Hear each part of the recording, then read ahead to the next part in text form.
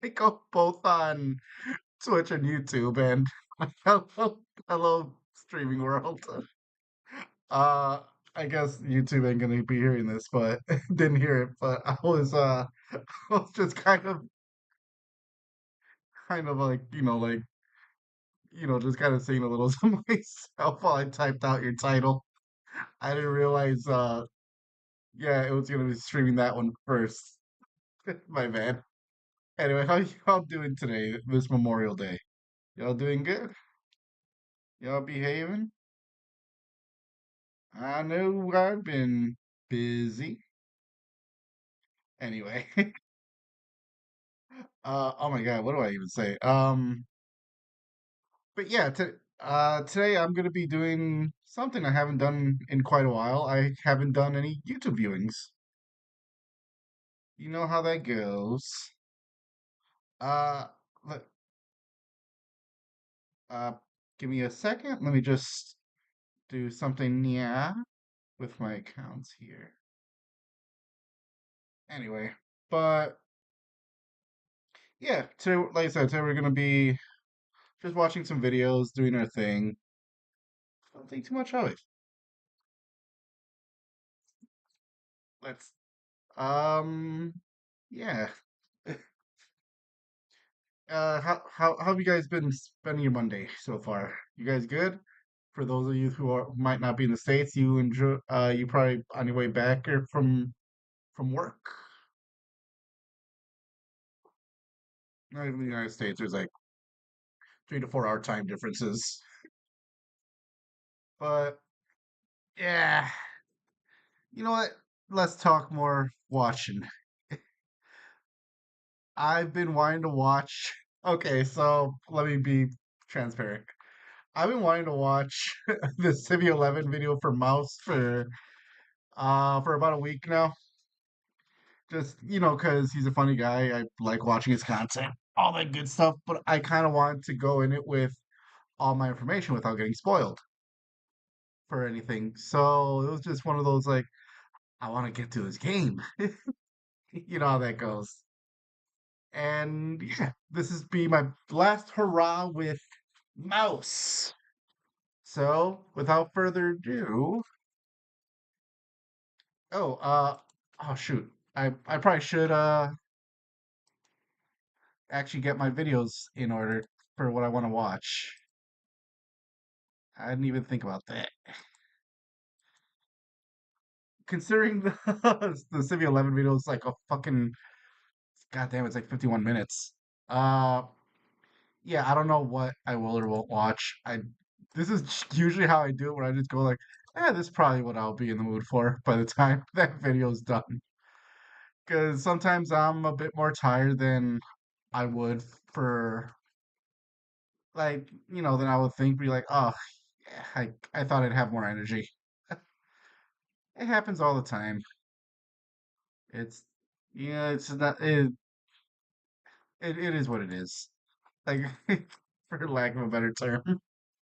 But so we're for the at the chance that this goes up on YouTube, because I also know I haven't uploaded any of my reaction videos there in about a month or so. Ah, oh, actually, that might be a good reason why not to upload this. Fuck it, fuck it. Okay, so let me get my thoughts together. I'm sorry. I'm a little scatterbrained because I came back from my parents, took a nap, ate a salad for dinner because since I was eating lunch at my parents, barbecue shit. I'm trying to live a healthy life, man. Trying to lose weight for once in my goddamn life. And I'm biting the bullet and changing my eating habits. And I'm having the greatest time of my life. But I again, I'm getting my thoughts together. So, hello, my YouTube folks. Today we're going to be watching Civi 11, the slightly above average mouse detective, which I wouldn't say slightly above. He's above average. Anyway, Uh, please support the original video. Go support like Civi 11. If yeah, if go subscribe to Civi 11, man. He makes great videos and shit. Like I don't know what else to say to that. And also please like and subscribe to my videos and shit. Please like comments and all that fun stuff. Uh, I I like the engagements. I want the engagement. Put a ring on my finger. Anyway, let's get this show on the road. Does he have closed caption now? Anyway, let's watch this video.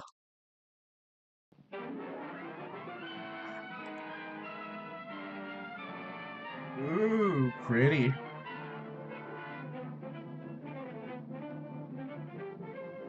Jack Pepper and the slightly above average mouse detective. All right. Come Mice, on, sir. rodents, nasty things that crawl through the darkness. I guess we've got that in common. Now, wait, I tried this noir thing before and it didn't work then either. I'm not an actor. I don't want to put on a. Wait, hold on. Mm. What is all of this? Why do you need this for me to play the mouse game? Am I gonna get targeted ads for more cheese? Get the fuck out of here. Fuck this whole industry. I hate video games. The people who write these overly long terms of service are missing out on their true calling of eating shit and dying. Fuck you. I hope you're 200K in debt from your bachelor's degree in sucking cock. Metaphorically. Anyway, mouse PI for You know what? I feel with the terms and services shit.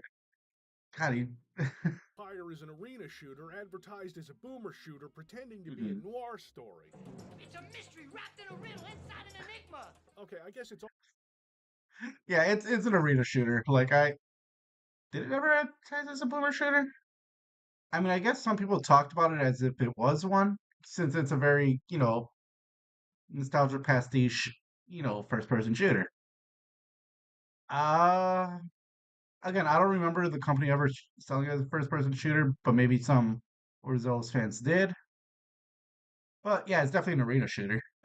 All of those things at one time or another, but we really need to start gatekeeping the term boomer shooter because it's gone from something like Dusk, where you have non-linear level design Yeah. and fluid movement, to this is kind of like Doom 2016, or we're doing Ultra Kill but with anthropomorphic prairie dogs. It doesn't mean anything anymore. Everything except Fortnite is a boomer shooter now. If you're playing a game that isn't interrupted by a child calling you a slur, it's a boomer shooter. I know, I'm already being too hard on it, but I intend to do valid and substantial criticism, a bar that's been gracefully lowered by IGN. Good job, guys. Oh. See, AA Studios with a relatively modest Oh, come on. It's at least a 6.5 or 7 out of 10. It's 7 out of 10. budget, like Fumi Games, who made this. They don't have reviewer bribing money. Hmm. Get your Jack Pepper Funko Pops now. Get the soundtrack on vinyl. Yeah. Ah! In GS's rays.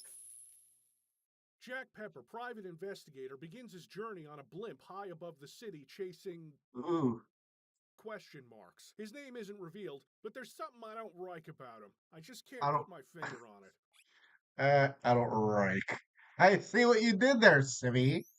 It's over. You got nowhere left to run. I run toward the dream.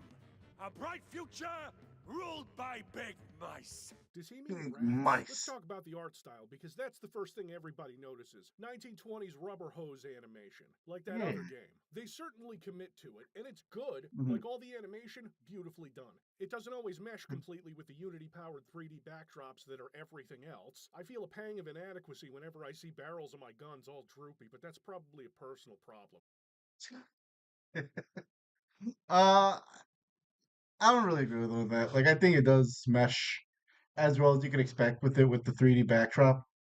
But Fucking mouse game telling me I'm not a man. My pistol actually hits things, which puts this game head and shoulders above some that I've played recently. I don't care much for the stamina bar for your melee attacks. Not very boomer shooter of you. Oh, holy shit. God damn, look at all that chocolate syrup. There's stuff that annoys me, like every time you enter a vent in this game, you have to press X to toggle your flashlight, because ventilation shafts swallow light like a singularity, and you can't hold a gun and a flashlight at the same time. Doom 3 joke, everybody laugh. And I'm playing like garbage, because the game hasn't told me the normal flashlight button yet, F, is actually the melee attack. I'll figure this out eventually. when I look it up, because I was switching to my Yeah. fists to break open all the boxes of items, and I thought to myself, you know, a competent game would have a melee button when there's all this stuff to break, but I can honestly say that at its worst, Mouse PI for Hire is competent. So it baffles me more when the devs make decisions like including falling damage. Yeah. Buttons ain't what they used to be. Later see on in the that. game, if you fall off any cliffs, it'll just teleport you back to safety. And mice are quite light, usually. So a mouse can't really reach terminal velocity the same way, so I guess I'm complaining if this game isn't realistically portraying mice. Something I was really looking forward to in my noir-inspired first-person shooter. Also, and I personally need the audience to know this, okay? I need the audience to understand that mice are Okay. incontinent and that they piss and shit everywhere uncontrollably to mark their territory. And this is another important factor seemingly lost on the staggeringly ignorant developers of this game. 6 out of 10. Mice also, as far as I know, can't pick locks with their tails. Not yet, anyway. This lock-picking minigame is mostly fluff. It doesn't add much and is quite easy. You can fail some of them, but you might miss out on $60 or maybe an upgrade blueprint. I think everything except the melee kick is explained thoroughly. Really, I just cared about the upgrade blueprints the whole complain time. that the devs think we're idiots, but in producing online content, I have many times come across people who are dedicated to hearing words expressed in plain English and taking the opposite meaning from them. I guarantee someone in the comments will bitch at me for being obsessed with mouse physiology. Stop right there. Ah, hell. He's way too far. I can hear you just fine, you meddling mouse. Really? With the engines and the wind? Don't care. Haha. Fair enough. I'll be Yeah. there in a blink, all right?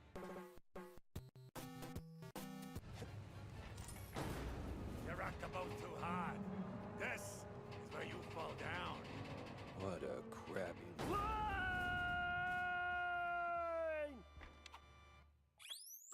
Milk Cheese Falcon. Some falls don't begin The in Milk the Cheese sky. Falcon. They begin in quiet rooms with friendly voices and fondue bottles. My heart is beating kind of weird now. You guys should. If you guys are sick of cheese puns, you should turn the video off now because they're basically punctuation in this game. Like mice eat other things besides cheese. There's even a point where I pick up a can of sea Cheese. slugs for a delicious dish later on. Now, choo choo, here comes the food train. Well, son of a gun. That's That's actually good. Good. I don't buy that for a second, but I guess if you live in a town where people treat stinky cheeses like hard drugs, anything can be considered a delicacy. It began with a call. Routine. Familiar. Wanda from the Mouseburg Herald. Usually she swings by the office with a lead. If it pans out, she hears it first. Okay, I know I was dragging Troy Baker a bit earlier, but he does a fine job, and while I'm at it, his Harrison Ford is pretty goddamn impressive too. All right, Wanda, what's the story? A magician? What, like some wacko waving a stale mozzarella stick in front of a bunch of bored middle-aged mice? Something like that. But this one disappeared mid-show, right in front of a handful of surprised mice. Some say it's a kidnapping. Others. Others say he did it as part of his magic act. Case of the disappearing magician closed. Time to get cheese drunk on cheese whiskey and slap around some perps. Goes by the name Magnificent Bandle. Or whatever. Bandle? As in Steve Bandle? One and the same. You know him? You could say that. Wanda gives you an ID with her picture, and the cop takes it and lets you in. You go into Bandle's dressing room to search for clues, and you might be fooled into thinking there's going to be a lot of detective work in this game called Mouse PI for Hire. There's not. Yeah. You can take pictures sometimes when the mission objectives demand it, and you do pick up clues, but this isn't some kind of point-and-click adventure game, and at no point are you solving this mystery for yourself. This is all very committed set dressing for the action game they're hanging all of this on. Being committed to That's actually very true. The whole mystery aspect, the whole detective aspect, I should say. It definitely is just set dressing, and there's really nothing to it because it just kind of just moves along as quick as it comes. the art style is one of this game's biggest strengths, like when you shoot an explosive barrel and your enemies turn to ash with googly eyes. And then I had an issue I've never had in a game before. I had to turn the FOV down. It was 105 by default. I'm so used to having to turn it up from like 70 because the game was made to boost performance on consoles or something. I doubt this game needs to worry that much about performance because any crowded scenes you wander into are populated with 2D characters, 2 polygons each. The fact that they can clearly highlight things in the world in black and white is nice. All the objects you can collect or interact with move and wobble like old animation. You have a compass that tells you where you need to go, and the game is mostly linear. There's only a couple of times times throughout the whole thing I couldn't find where I needed to go, and that was because they put the path forward in some tiny hallway tucked into a corner somewhere. There are even a few people you can Mhm. talk to, like Mike Maple. Why am I talking to Mike Maple? Now, listen. I ain't got that much time Why? to talk, and you got a job to do. So, you better hurry. I heard some baddies going up. Yeah, okay. We're off to look for the magician's assistant, Betty Hey, wait, Dufittle. who the She'll whiz my cheese? Cheese my whiz? I don't know. Betty? Jeez Louise, lady. You're in pieces. Jack Pepper, detective. Yes. Eh, Oh, Steve was so good to me. And now, without him, I just can't pull myself Doofittle? together. Well, I mean, never mind. Ooh, dialogue options. This is fun, and happens maybe 3 times in the entire game, so don't get used to it. This Yeah. isn't that game. It kind of sort of wants to be that game, but 99% of your conversations are straightforward because the logistical nightmare of turning this even into something as basic as like Fallout 4 dialogue, that's a lot to ask from your noir detective 1920s animation style action game. I'm looking for Steve. Well, who isn't? He went poof, and now some mobsters or other are trying to get the money they lost on the show. We're ruined. Hey. No one's gonna hurt you. Anymore. More. Apparently everyone was gunning for Steve, but one thing comes to mind for Betty. The politicians, the big mouse party. Yes, sir, he did rub shoulders with them more than once. The Big Mouse Party. A bright future ruled by big mice. She gives me a Big name, or mice. rather a title, the stage designer. So I go back to the office, the main hub for this game that also includes a bar, a shop, and your mechanic friend Tammy, whose father you sent to jail, but she's not too broken up about it, at least not enough to stop from upgrading your weapons. I can kind of see Tammy. where the IGN review is coming from, but only when it comes to the detective work part of this game, which boils down to finding clues at crime scenes, pinning them to your office wall, and having the game spell out what to do next. This game is about 3 things: shooting evil mice, going through dialogues with colorful characters, and cheese puns. In this hub, you can go Yeah. talk to Wanda to keep her up to date on the case, or you can talk to John Brown, who I'm sure is not named after the famous abolitionist. He's a shrew who runs a bar, so he knows you pretty well, you being a hard-boiled alcoholic. You can also play a card game, but we'll get into that later. So I go to the Opera House Oh, to yeah. find this stage designer who tells you about a plot to kill Cornelius Stilton, mayoral candidate and person Jack Pepper also shares a mysterious past with.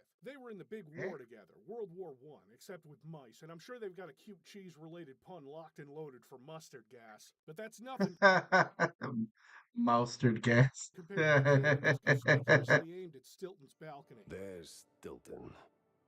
And there's the... Judging by them boot steps. So much for staying incognito. I may have killed 2 people before coming here, and blew up a floor with dynamite, and destroyed the ventilation system a little. Well done, genius. You broke the damn air duct. Jack Pepper doesn't seem like a great mouse detective, and I'm starting to think he may get a downgrade to above average. Sure, he takes a picture through a window and rescues this guy, but the rest of the job doesn't go very smoothly. A wise and old stuntman teaches us how to double jump, and again, in terms of style and aesthetics, the animation for having spring-loaded shoes is really good. It's a nice touch. It's also That's really true. early to be getting the double jump. Within 5 minutes, the whole place is burning down, and you're facing an opera. I never singer understood boss why I who's had way her fighting busy. this lady, or Before she he just becomes kind of boss, just went you know, nuts. there's a dash because it's an FPS game made in the last 5 years.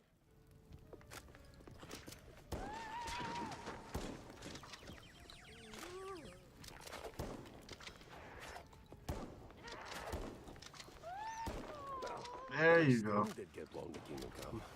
Take a picture of the burning opera house for Tammy, escape, talk to the stage designer for my next clue, head back to the office, pin the clues, and talk to Stilton, who's hanging out in the bar now for convenience. You are in a surprisingly good mood for someone who just dodged an assassination attempt. Oh, well, comes with the territory point. when you're chasing high office.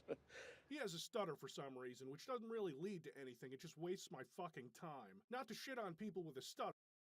Yeah. Yeah, I don't.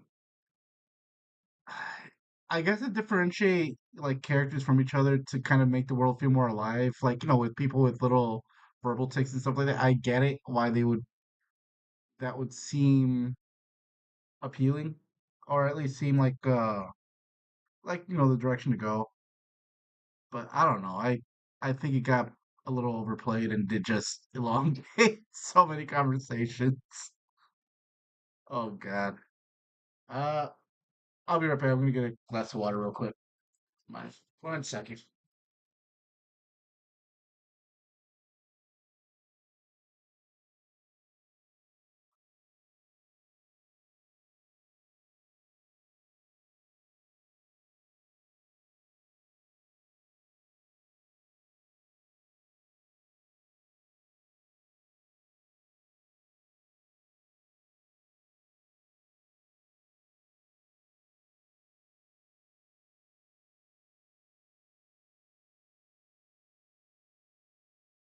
No.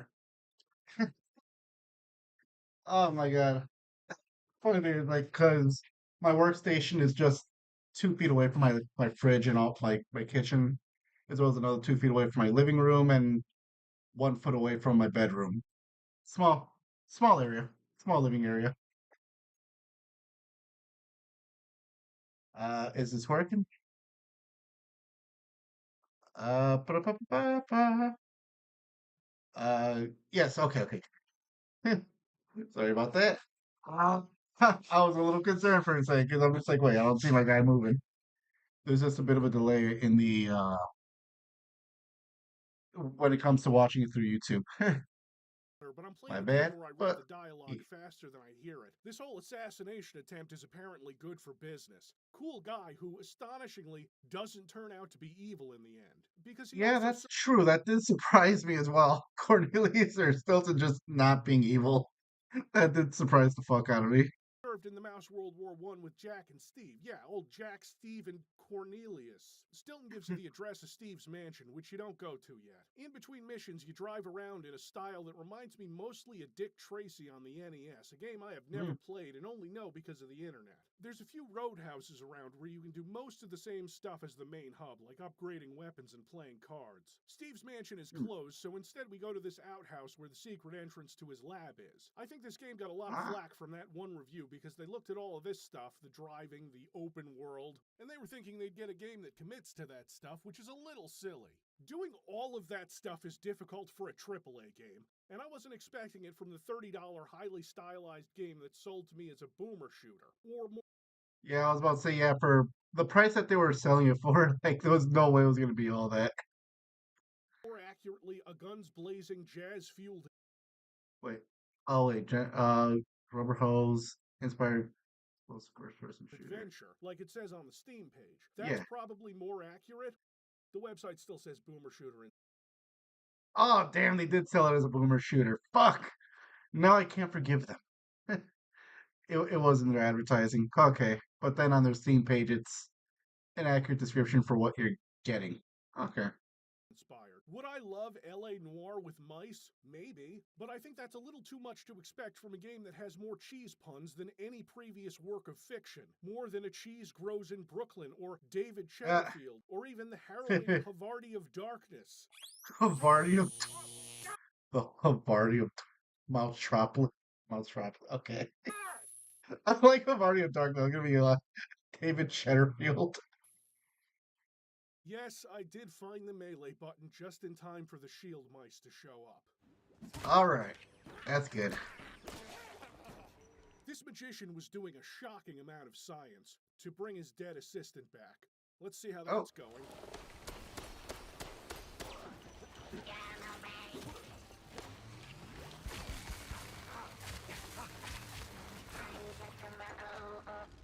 Mozzarella on a stick.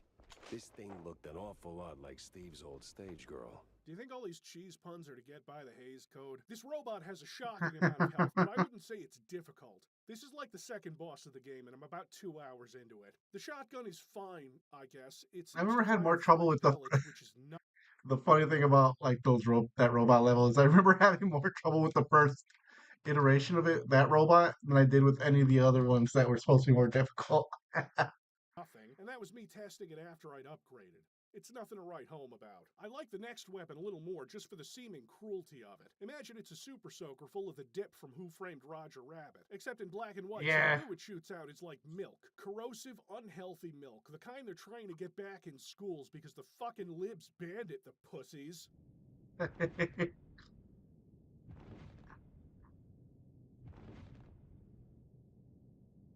hasn't heard me yet. I don't use it right away because soon after I'm eating a hot pepper that makes my attacks set things on fire. A power-up, one that Oh, yeah. shows up a lot going forward. I'm not playing well. That doesn't seem to matter. I'm on the normal skill and I still haven't seen a death screen. I dash Yeah. around the second version of the Betty bot. More robots show up, but they're not really different from the other melee enemies I've faced, just different sprites. The only real difficulty I've hit so far comes from the Tommy gunners blasting. Aren't the robots a bit more take a few more hits, especially if you're not completely upgraded yet? I thought that was the case, but I might just not be thinking that hard about it. Me from the other side of the arena and the fucking assassins. Teleporting snipers. They are my most hated enemy in this game, and they show up so early into it I was worried there'd be something much worse ahead. For a game as gentle as this one, teleporting snipers are fucking devious. Robo-Betty's final form's a nightmare to look at, but not very difficult to Oh. kill. Enemies that fire anything explosive, which are obviously sentient bombs that run after you, are very weak to the explosions from those. Jumping and dashing clear it pretty easily. I like how she just runs. So cool. I'm down to just over half my health, which doesn't matter, because there's health everywhere. I can chow down Yeah. on my cheese rations for a quick 20 points. Evidence found. Clues ready to be deduced. Stilton is just waiting in my office like it's a public place. Well, there's another issue I wanted to talk to you about. See, Shrews. the shrews. The shrews. Hell, Cornelius, not you too. It's not like that, Jack. I'm simply concerned for our little brothers. I see there's been some weird Yeah. Disagreements between them and mice? no,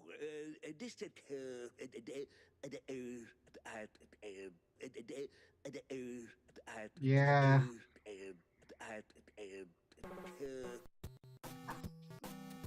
Disappearances, Jack. They're in real danger.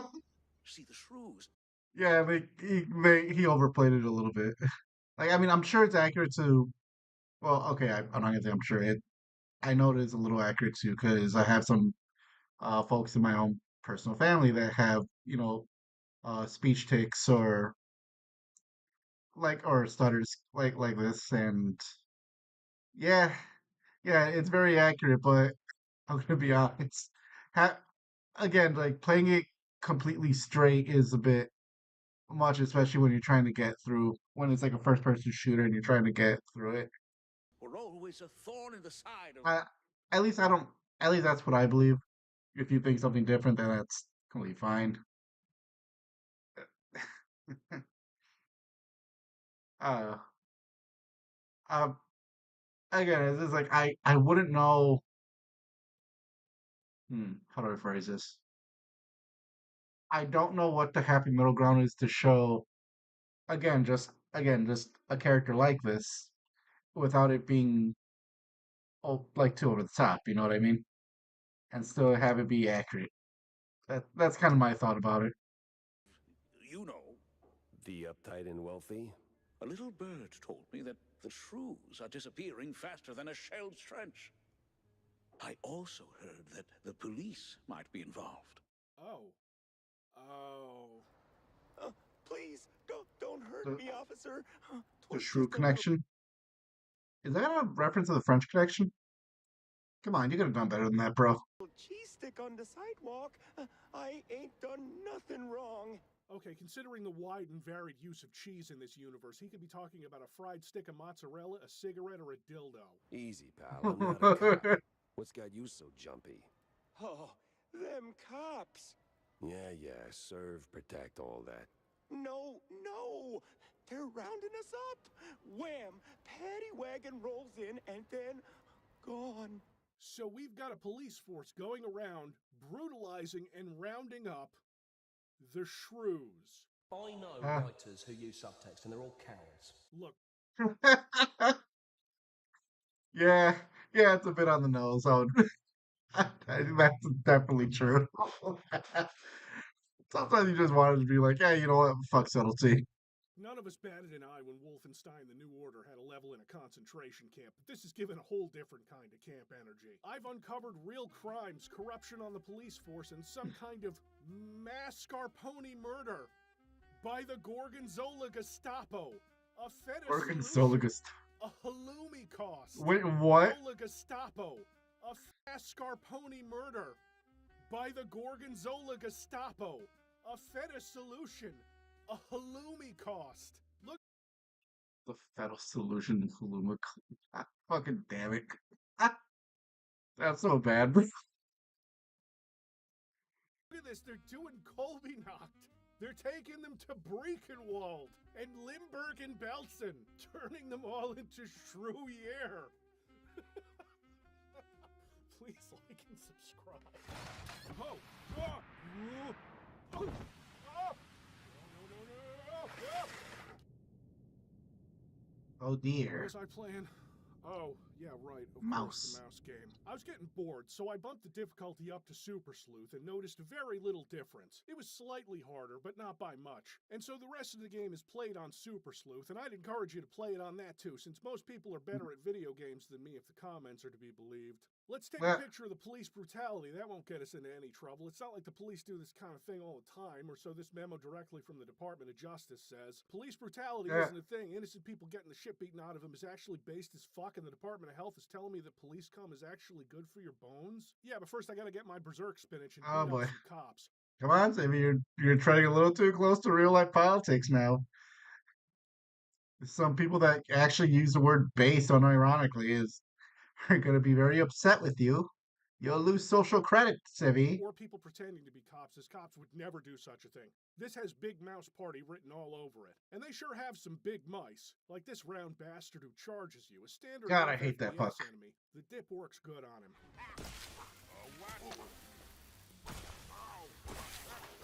Ah.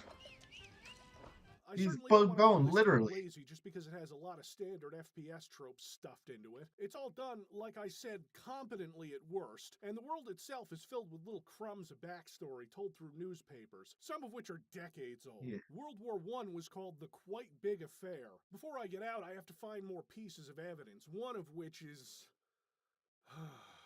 The sewers. a map of Mouseburg's sewer system. But I also get a Tommy gun. Yep. The Tommy gun is what got the most use for me.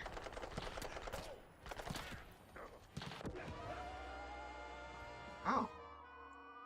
Oh, hey, Oh, you got a good shot off you. 2 snipers, cool. Sorry, it's not a Tommy gun, it's a James gun, so I assume that it comes with a soundtrack of medium cuts from 40 years ago. You're saying these Hey. police were dirty? No kidding. The average With mouse clear detective. objective of find someone who might know something, I venture into the underground to find the flying enemies? Underground? Annoying, but not difficult. I mean, one shot takes 2 points of armor and 1 point of health off, so I'm not really worried. Oh, yeah, also... What sewer would be complete without a giant gator boss? I swear, this game was made for people who kinda occasionally play shooters, who want to be able to experience the cheese puns and nearly century-old cultural references without hitting a wall. It's all very manageable. I kinda feel that try to change towards the end of this level, where they hit you hard and fast with a rush of enemies. And I do die, but like most fights, I survive the second time when the game no longer has the element of surprise. We're back at the office pinning clues to the wall to find out where we have to go next. That's also a good point. Once it doesn't have the element of surprise, you're usually able to beat these like once they get you like in a room with a bunch of enemies kind of thing. The the arena, with all the arena. Wow, I'm stuttering now. Fuck me. Once they get you into the arena. Yeah, because usually a good arena shooter, like where even if you know where the enemies are going to be coming from, they'll still know how to give you a challenge. And usually it's about the combination of enemies that they throw at you. That's usually the trick. And if it's their first attempt at a game, then hopefully they learn a lot of good things from this first one. When she walks into the room. I saw her voice the moment she... I kind of realized they never really tied up the loose ends with this character. Hmm. I wonder if they're saving her for a DLC thing or again just a straight up sequel. She walked through the door, wrapped in makeup and a cloud of perfume reserved for the sleaziest Tinsel Brothers party. Bonjour. Tis like Bonjour. only. Buongiorno. She was dangerous, all right. All soft curves. I wanted to put my cheese stick in a camembert, which means taking her out for a nice dinner, and then piss on her bed to mark my territory. It's about my friend. She's dead. They killed her, Jack. Murdered her. My friend, Betty Lynch. She was an actress. Beautiful, talented, vibrant. Oh, wait, she's dead? I guess. I mean, I found her robot replicas in a lab, and now those are dead. She gives me a lead. I need to go out to the film studios on Tinsel Avenue. Mouseburg, seemingly based on Los Angeles, except much swampier, which we'll see later. Oh, God, we will see later. The combat is starting to get pretty repetitive, tossing mostly the same enemies at you. Doesn't California have some swamps? I mean, it was lost. Yeah, LA was built on top of one. That might actually be accurate. Arenas, you know, like an arena shooter. The locations change, the set pieces change, but the core of it is still the same throughout. This is essentially what you'll be doing until the end of the game, which I'm about 5 hours in now, so that's probably more than halfway for something like this, right? So this actor, Rocky Ford, is too fucked up on drugs to do his scenes, which would never trouble the real Harrison Ford, who'd get up in the sky anyway. What this means from a gameplay perspective is learning how to use your tail as a grappling hook, because it's an FPS game that came out after Doom Eternal. This is the state of FPS games now, of boomer shooters, where you will get a double jump, a grappling hook, and a dash, and you will like it. Not that any of those things are bad in this game, except the grappling. Take a look at this, where the button prompt is for the hook you have to swing on. That seems fine, right? Sure, I probably could have double jumped over that gap. You need to be pretty close to these hooks to latch on, and if you press the button twice, you'll detach and fall. So every time these come up, I rage at them because you have to have the hook practically in your face before you can latch onto it mid-jump, and because of how close that is, it means that you can get past a lot of these obstacles by simply double jumping. So these now standard movement options are here in this game when it probably doesn't need them. But FPS games, am I right? I timed it. It takes me around 12 frames, or a little over 1/6 of a second, to hit the prompt. And then about a quarter of your stamina meter disappears. It's another 5 frames before the tail appears on screen, another 8 frames before it hooks, and by this point the hook is practically scraping the cheese plaque off of Jack's teeth. It feels awkward and unnecessary. Nothing else in the game really requires that kind of precision. I'm looking for the pyrotechnist. You the, pyrotechnist? It's me, all right. The best of the best. Need something to go boom? You came to the right gal. It's Tammy. So much like Sherry Stoner, but apparently isn't, according to the credits. What the fuck? Now that's comedy. All this to get into that's true. Room to find a picture of I didn't even put that together. Fuck. Milford Sawyer. Interesting. Gotta pin it to the board. Oh, Sawyer? Milford Sawyer? Bingo. She most likely got to Sawyer through that dandy spokesman for their party. Name's Curd, I believe. Miles Curd. Hanging around the opera house that got ruined. I think the police are so busy being weird Nazis that they forgot I did that. So was Sawyer close to Betty in any way? No chance. Maybe they clinked glasses at some movie fundraisers, but that's it. I'm the one riding shotgun in Sawyer's inner circle. If there was more, I'd know. Uh-huh. You look a lot like the guy I was chasing in the prologue. See, that's funny because I got pictures. Betty rubbing elbows with BMP officials. Real cozy, real not accidental. Yeah, because she was always circling our parties like some fame-hungry hawk. Uh-huh, I see. He suspiciously gets mad and tells me to leave, and I can't burn the building down again. Sure I can. A rogues gallery, but with cheese. Look, the mouse game is fine. I get the impression that more time was spent on the visuals and vibe than the gameplay, but it's hard to complain about something when it's fine, when it's competent. They knew what game they were making. I get a cannon, a loose cannon, and a pretty cool set piece to go with it. Oh, the loose cannon. Sometimes you knock. Sometimes you knock it down. Have I mentioned yet that Troy Baker is doing a good job, or have I been too busy getting distracted by the cheese? There's not much to say about the combat, because it isn't anything you haven't seen before. Yes, floppy rubber hose style, I use the James gun a lot, upgrading it because the other weapons are more situational. What am I supposed to say? These arenas are superficially varied but designed well? That it's not unfun, just the same enemies over and over. I've settled into a routine. Yeah, James that's gun true. for most enemies, explosives for snipers, dip for the charging enemies, over, Yeah. over, over.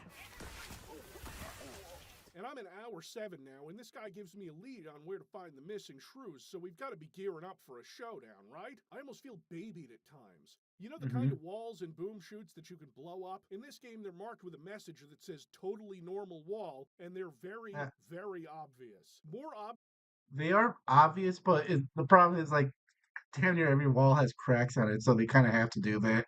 obvious than a crack. The game, not content to go gracefully, introduces Captain Sims, the top cop, and another villain to add to the pile. We've got him, we've got Sawyer, we've got Vivian, because fucking obviously. We've got a whole party of mouse Nazis and a corrupt police force, whoever killed Betty, and we're still looking for a missing magician.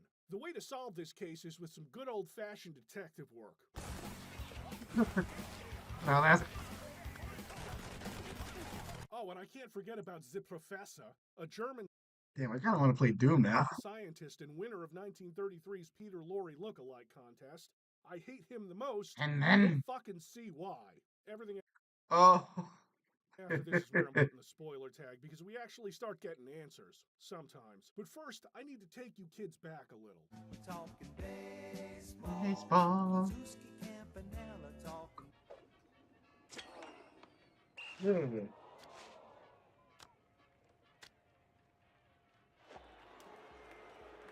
Drama. In every bar and roadhouse, you can pay $50 for the privilege of 10 rounds of this card game. It's fairly simple, right?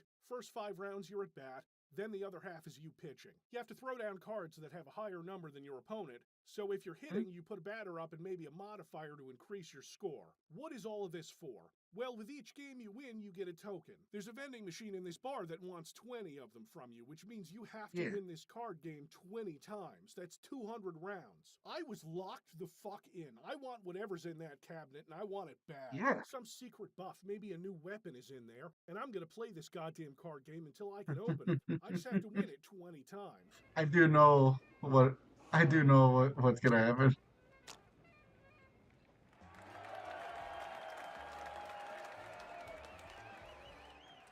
However, because this is Mouse PI for hire and not a challenging I kind of looked up to see if it was worth opening that thing, and it really didn't look like it to me. game, I get those 20 tokens after playing 21 games. I only lose the first one because I had no idea what I was doing. I spend money in the shop for more cards, go around collecting cards and levels, give this opponent over $1,000 on my cheddar. Oh God, I'm so sorry. Actionable pun detected. Yeah, Oh, my I cheddar. just can't help it. Please give me a God. So I play this game up to about the halfway point, throwing no-hitters and feeling like a total badass for being able to do simple addition. And on that 21st game, when I win my final token, I go to the vending machine and prepare to bask in the greatness of my prize. The X1 Demousifier, a fucking ray gun. This should really kick some ass. Fill them full of holes, make them into Swiss cheese.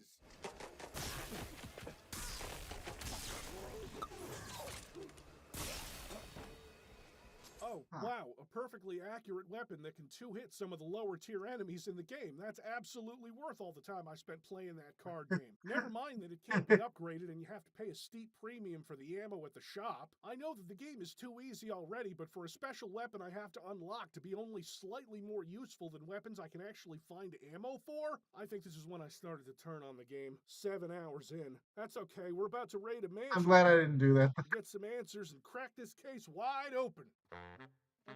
We do not crack this game wide open. Oh no, you ain't nowhere near the ending, bud.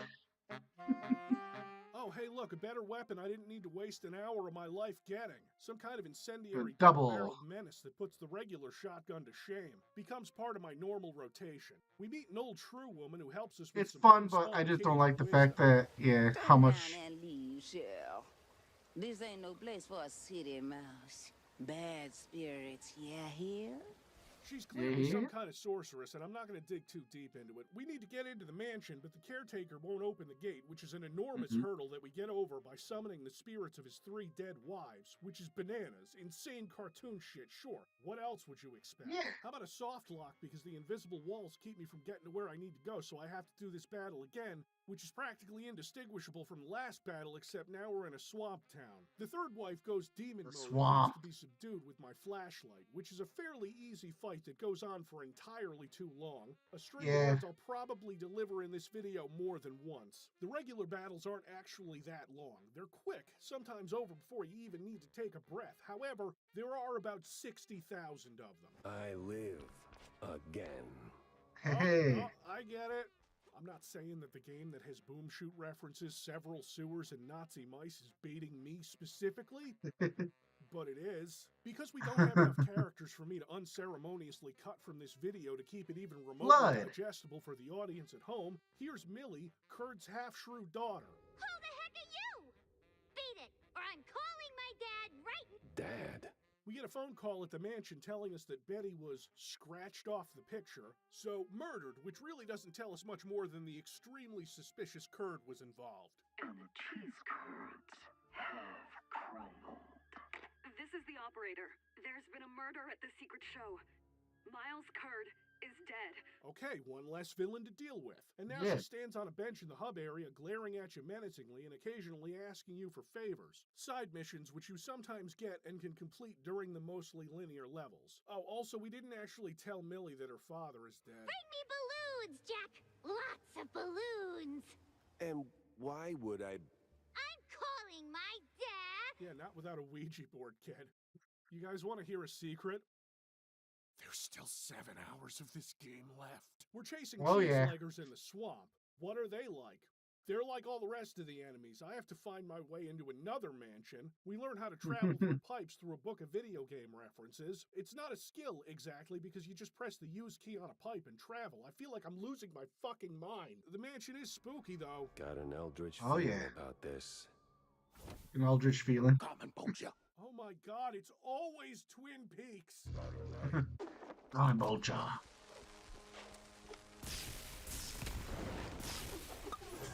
This ray gun is useless. Ugh. I'm gonna be honest, yeah, the melter is a lot more useful. I'm getting some very Usually. unpleasant Crash Bandicoot flashbacks. Wow, crazy how my James gun does the best job. Far better than the secret weapon I unlocked. It's not as heavy as my Snyder pistol, and it doesn't take itself so seriously, but hey, some people prefer that. An angry Scotsman shoots me from an airboat while these annoying flying enemies plink away at me. It's not hard. I die once because I forget that this particular shade of water hurts you. Guess what, though? More sewers! Leading to an interesting level in an underground shrew town, don't get me wrong, a highlight of the game, pretty fun. It's still the same combat. The game has a serious escalation problem because it's doing a standard modern throwback kind of FPS game and dragging it out to match their noir story. There's so much of it. And if you were to play it in short bursts, a few hours at a time, you might not notice that you need a shave by the end. The length isn't exactly a problem if you fall in love with this game, with its characters and visuals and setting. It tries to break it up with bare-knuckle fights and platforming and set pieces, but the battles themselves become routine hours before the game begins to switch things up. There's still another half hour of swamp ahead of me before I go to the secret show to investigate Kurd's murder. He was crushed by a drugged elephant. No, really, he's fucked up on blue cheese, which is heroin this time? Mozzarella, gorgonzola, sir. All right, I think that's all for now. We also learned a wall jump, which is not very important in the grand scheme of things. We play carnival games where cool. we shoot the same enemies again and again, you know, just at a carnival. I'd say it's more colorful, but I don't know, the Wild West one is fun.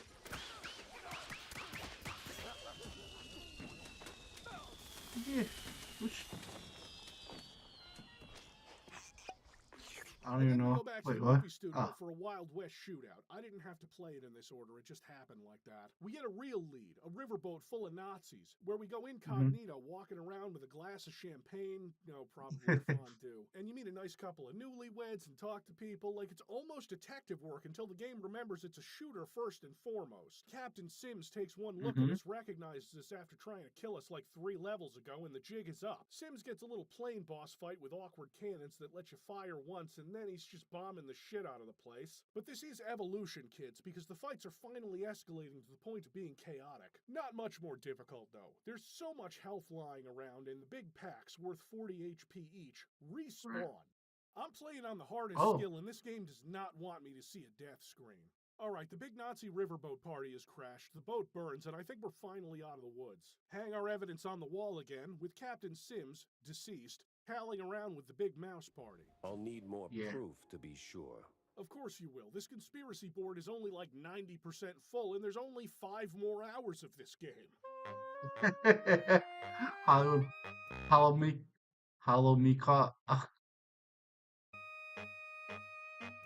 I can't call this game bad.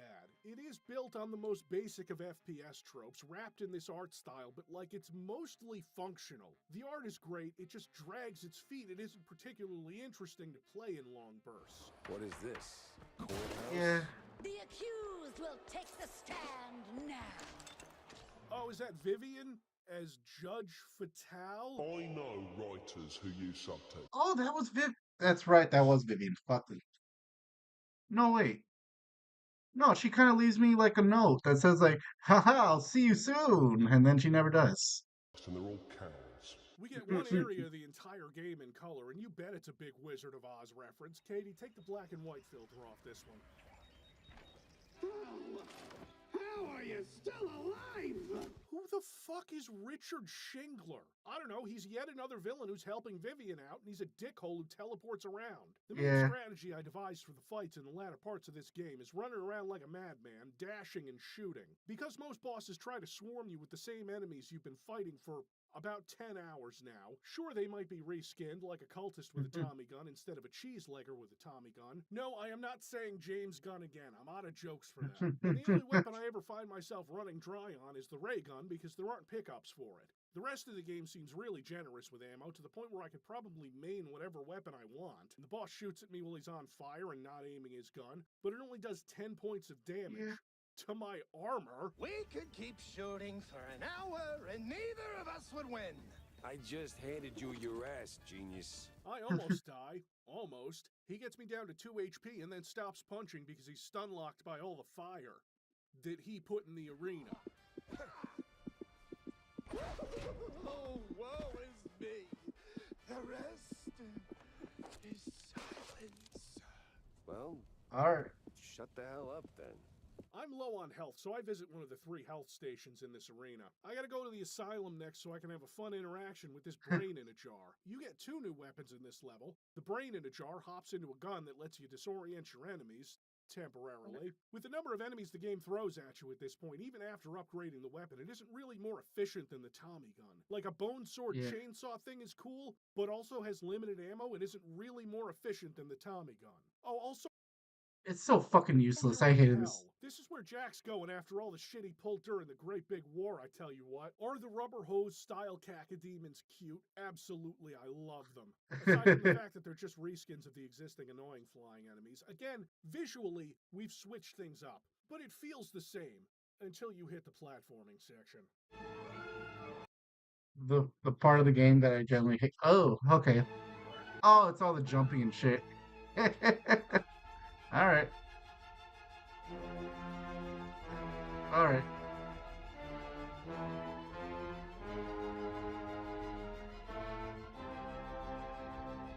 Oh, I didn't have too much trouble with this part, but yeah, it's definitely a topsy-turvy ass. Fatal falling damage just this once. We find Steve, the magician. Remember him? He hasn't been mentioned in a while, but here he is in his own little fun dimension that isn't a hallucination. His boss fight is trash. There's no shooting, you just have to jump on these cards and he reveals them, and this man is your friend. From the war. When I easily defeat him, he finally gives me the whole story, which means there isn't another 3 hours of this fucking game, right? See, Steve got in trouble with the mob and the big mouse party. Look, Jack, I tried going legit. I really sort of did. But then Betty, my beloved assistant, rest her soul, introduced me to Von Hartzer, old world professor, or the professor, if you prefer. Turns out, we had a shared interest. Steve, buddy, what interest did you share with the mad scientist? See, With that Nazi scientist, Steve. This place, the unknown. I've been chasing it ever since the war. Spent most of my fortune finding a way in. Even invited a cult to help. I can't get rid of the bastards now. Always came up short. Till I figured out what I was missing. You invited that cult into your house and secret underground laboratory. I'm gonna drop an anvil on your head, Steve. I swear to God. The lifeblood of our world. Crazy stuff. Powerful. Problem is, it doesn't come easy. Steve. And I needed a lot of it. So when the professor showed up with research of his own, I figured, good Lord. why not team up, huh? I provide funds, resources, give him whatever he needs to finish the portal in my lab, but the ink, the most crucial ingredient. Came from the shrews, huh? Oh yeah, what's a little kidnapping of a specific ethnic group and using them for insane medical experiments between friends? Are you fucking kidding, Steve? No, you Fucking goddamn. Yeah. Yeah, that kind of hurt my feelings when I'm listening to this guy talk. You got it wrong. Okay, mostly wrong. I told him about the shortage, and he figured the shrews, they have the perfect ink ratio. Efficient, he called it.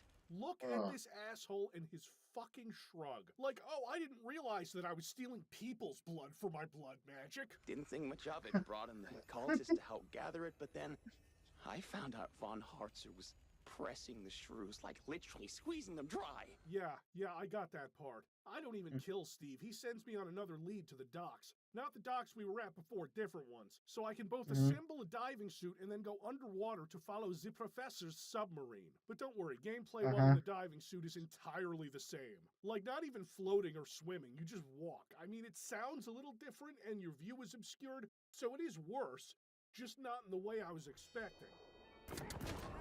Oh god, yes, the toxic area kind of fucked with me. This whole stretch of the game chaps my ass. Pointless underwater section wearing the skin of variety before the submarine. The sound muffling from the underwater section actually stays, which I think is a bug. It's not even in my top 5 for problems with this goddamn level. Here are my top 5 in no particular order.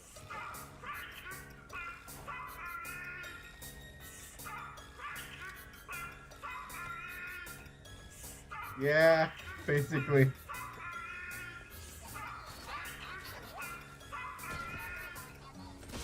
Stop breaking my submarine! Yeah. Fucking obnoxious. I did get a laugh out of leaving the sub and then just driving Jack's car out of here. That was funny. The awfully quite awful mouse detective actually talks the ear off of all of his contacts and decides now, with the whole evidence board filled up, to get some sleep. And then the Nazis burn the neighborhood down. And all of our evidence with it. We spend an unknowable amount of time escaping this situation, helping John Brown out so he doesn't die, because among the characters in this game, he's like one of 3 I don't want to see pressed into fucking juice. I forgot that there was another villain who we'd met earlier at the circus who's actually kicked already. He's like a souped up sniper, and so I fucking kill him because this is all spiraling into a tangled message to shit. Metaphorical shit. It's not actually like bad quality. Jack Pepper is honestly an awesome soldier, but he is a terrible detective. He goes and gets drunk, which is like the 1930s private eye equivalent to brushing your teeth, and he hangs around until Steve, well... Hey! Hey! Since you're in deep and I'm the magician, let me be your Deus Ex Machina for real. Steve tells me he made a recording of his shadier contacts, and why he didn't tell me this face-to-face is a mystery that eludes me. But mystery solving doesn't matter anymore. The case is blown wide open. There are still 2 hours of this campaign. So he sends me to his mansion, the third mansion trip of the game, and that's not to say it's a bad level, it's pretty fun. It's non-linear too, like a real boom shoot. The game gives us an ice beam, which is less efficient than blasting through the enemies with the Tommy gun, or the kiss-kiss. It's off to the World's Fair to mingle with high society after massacring scores of mice outside. So many. It's a good thing Jack Pepper doesn't have, like, PTSD, by which I mean post-traumatic Swiss disorder. Oh, the pun never stops. So I tell him, get rid of the shrews. Don't care how. I want a clean red line of free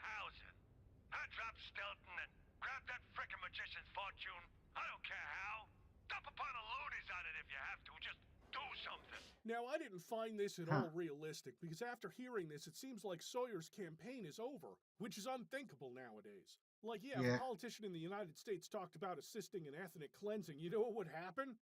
Fucking nothing. This game is developed in Poland, so cultural differences, I guess. I knew it was.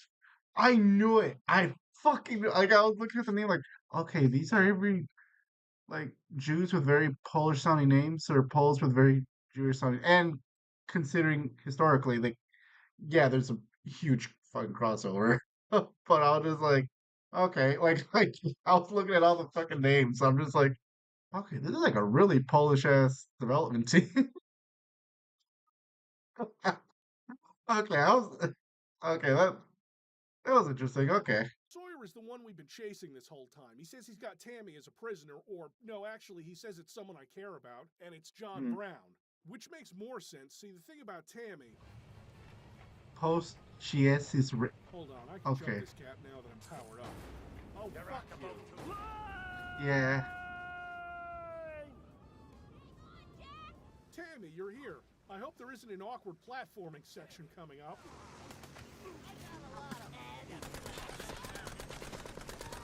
Another way down. How many are we talking? Flying enemies, snipers, and grappling. 3 terrible things that taste terrible together. Alright, boss rush time. Shoot turrets, dodge lasers, collect the plentiful health and armor scattered around. Enough of all this, you damn mouse! Your little stunt changes nothing, you hear? Nothing will break BMP! Now here comes Pierogi Jake, the 16th named Pierogi villain in this game, or something. And while the news is reporting that everyone hates the BMP now because of, you know, all the evil, they're crashing out, and he wants to fight. In this last room, in this last fight, it's important to embrace the chaos. Yes, the enemies you've been fighting for, Jesus Christ, 16 hours, spawn around the confined arena, and you need to kill them because they drop cheese. It's the same cheese you get normally and stash away in your inventory, except it's instant use in this one arena because you're getting blasted from all sides. That doesn't mean it's hard, because once I learned the secret of the cheese, I was able to do it. Easily the hardest part of the game because I died twice. Sawyer's still going until I Tommy gun him a bunch more. It'll be okay. Yeah. Oh my god, I made the fucking mistake of trying to melt his face up, and he just was not going down at all. Souped up that fuck, and I also tried the shotgun, which was also doing nothing. It was such a fucking pain in the ass. I'm like, I thought none of the guns were gonna do a lot of damage, and when I finally switched to the fucking Tommy gun, I'm like, I just couldn't anymore. I was like, I had to stop streaming as soon as I finished the game. Be okay, right? Right? Saw you later, pal. Saw you later. That was just crap. Not gonna use it. Burn that one. Don't use that one. I actually admire a game with the balls to hobble their climactic one-liner for the bit. Good for you, Mouse P.I. for hire. Party's over was right there. What a wild ride, huh? John is safe. Tammy made it through. The crooks are down. The little guys are up. With a shot at a better tomorrow. A couple of days of peace, if we're lucky. Still, something tells me there are cheese strings out there yet to be unraveled. But today, I'm done. Who am I kidding? The journey goes on, straight through the night, hoping dawn remembers to show. Yes, after a painfully long campaign, that's the entire ending cutscene. Credits roll, and I anticipate the release of DLC or maybe a sequel, since this game seemed to sell pretty well. It's by no means a bad game. It just feels like unraveling an endless string of cheese that threatens to get moldy the farther you get into it. I wish they'd used a food that I could say would get stale, but I don't choose the metaphors, you know? Well, hey, Civvy. Oh, Christ, how did I not hear him coming? I noticed that you're playing the mouse game, and that you haven't written anything for me to do yet. There was a big mouse party, Civvy. Oh, yeah, it's weird. YouTube only lets me have a limited number of Nazi mice at a time on screen, or else I get demonetized. That's discriminatory. Look, I'm not doing as good as before, okay? I lost my podcast. My wife left me. I didn't think you had a wife. She was beautiful. I hated her. Uh-huh. Listen, I just need to do a plug real quick. No! Life Extend, a supplement that will unlock the ancestral Norse power of your brain. And your penis. Come on, I can't be plugging this shit. I supported the wrong genocide and my audience stopped watching. I need this, The Civvy. support of the I've got wrong. nothing left. Good lord. She's dating a beaver, Civvy. A beaver. I honestly can't tell if you're fucking with me. She took the kids, Civvy. Good. I can't believe you'd say that. Over politics. Oh god, are you pissing out there? Maybe. God damn it, Cancer Mouse! Oh lord. Okay. Yeah, really you really don't start getting frustrated with that game until the very end. Like at the end of Mouse Detective, that's when the fucking frustration really starts hitting you, for real. But I do recommend it, and like I said, I recommend Civi and his videos, so please go subscribe to the man. Yeah. I don't feel like I really was able to add too much to this video, unfortunately, but eh, I'm glad to be able to watch with you guys. Excuse me one moment. Let me use the restroom.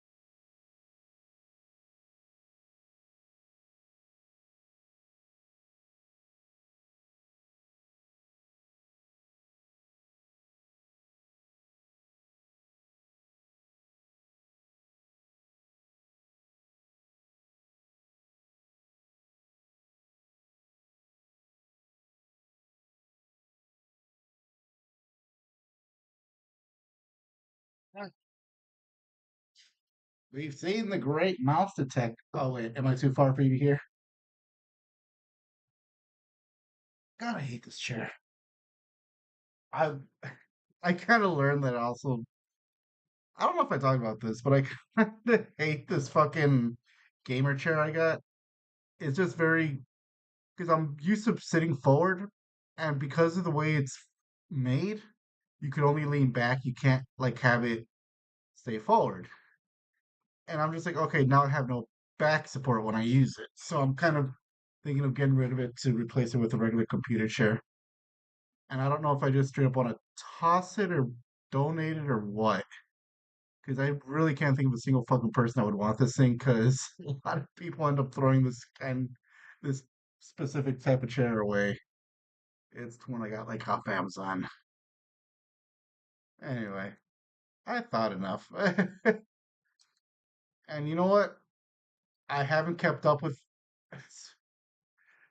Now for something completely different. I haven't really been keeping up with anime at all recently. And yeah, I think I should change that a little bit. Actually, no, I recognize this character for Magical Altair, the one where two gals can't like Nerdy Coon or whatever the fuck his name is. I know that. I read the manga for that one. I'm aware of the Altair one. I haven't read or know too much about it. Oh my god, I'm trying to remember the one by the creator of Full Metal Alchemist, but yeah, I know that one as well as the Rooster Fight anime I'm aware of. And that's about it. Anyway, today, he hasn't uploaded anything in quite a while, so we're going to be watching Giga for the spring anime of 2026 in a nutshell. Anyway, please support his video. Support me as well. You know, like, subscribe, and all that fun stuff for the both of us. We all want that fucking acknowledgement. Anyway, let's do this thing. Let's have some fun. I love curry. I got new merch. It's Yeah. available at dominar.shop. Links in description. And now, time for my coveted intro about the new Good anime lord. season where I complain about there being too many shows. Oh my god, there's too many bloody shows! Ah! Ba ba ba dum ba dum ba ba da ba da ba. Da da da ba ba ba ba. ソムリエルデキャンタを Oh, good lord.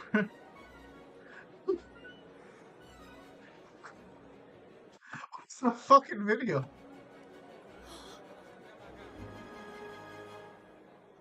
Ah, Drops of God. And Oh, Jesus Christ. I remember when Sid Snap talked about this manga like years ago. I actually remember this. I never read it, but I remember it. It was like, you know, some like basically like the son of a famous winemaker or something like that has to go on like wine tasting in order to get his fortune, and he's competing with a bunch of other people, and it's one of those kind of manga. Okay, they made an anime. anime about expert sommelier wine lovers. And to everyone who says that's just alcoholics written in cursive. ブラインドテイスティングですか Jacob's Creek Chardonnay 1991. Drink, drink, drink. When I first read the manga of this, I had no interest in wine, but I don't know, something about the concept of having a Japanese king of wine who died and will leave his one treasure of his vast wine collection to the one person that can go out into the world and find the singular best bottle of wine that may or may not exist appealed to. Oh my god, it's fucking Wine Piece. The One Piece is Wine.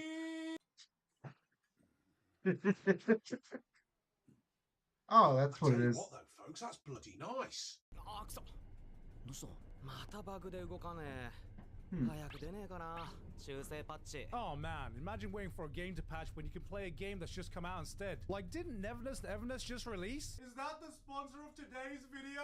Oh yes. That's right, my fellow gacha okay. gamers. The NTE. wait is fine. NTE.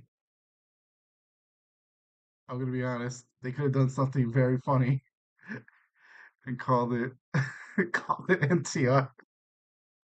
Finally over. I've already had the chance to give this game a test run and it was cooking hard back then, so I am beyond excited to be able to get stuck in the official 1.0 launch version now that it's finally here. But just in case this is the first time you're hearing about it, Neverness to Everness is the world's first anime-styled urban open world RPG. There's a massive urban environment broken down into 5 distinct city districts for you to explore either on foot or in a huge variety of different vehicles. The city itself is an expansive supernatural metropolis where humanity coexists with anomalies and urban legends. There's NPCs. Oh, that's actually a cool idea.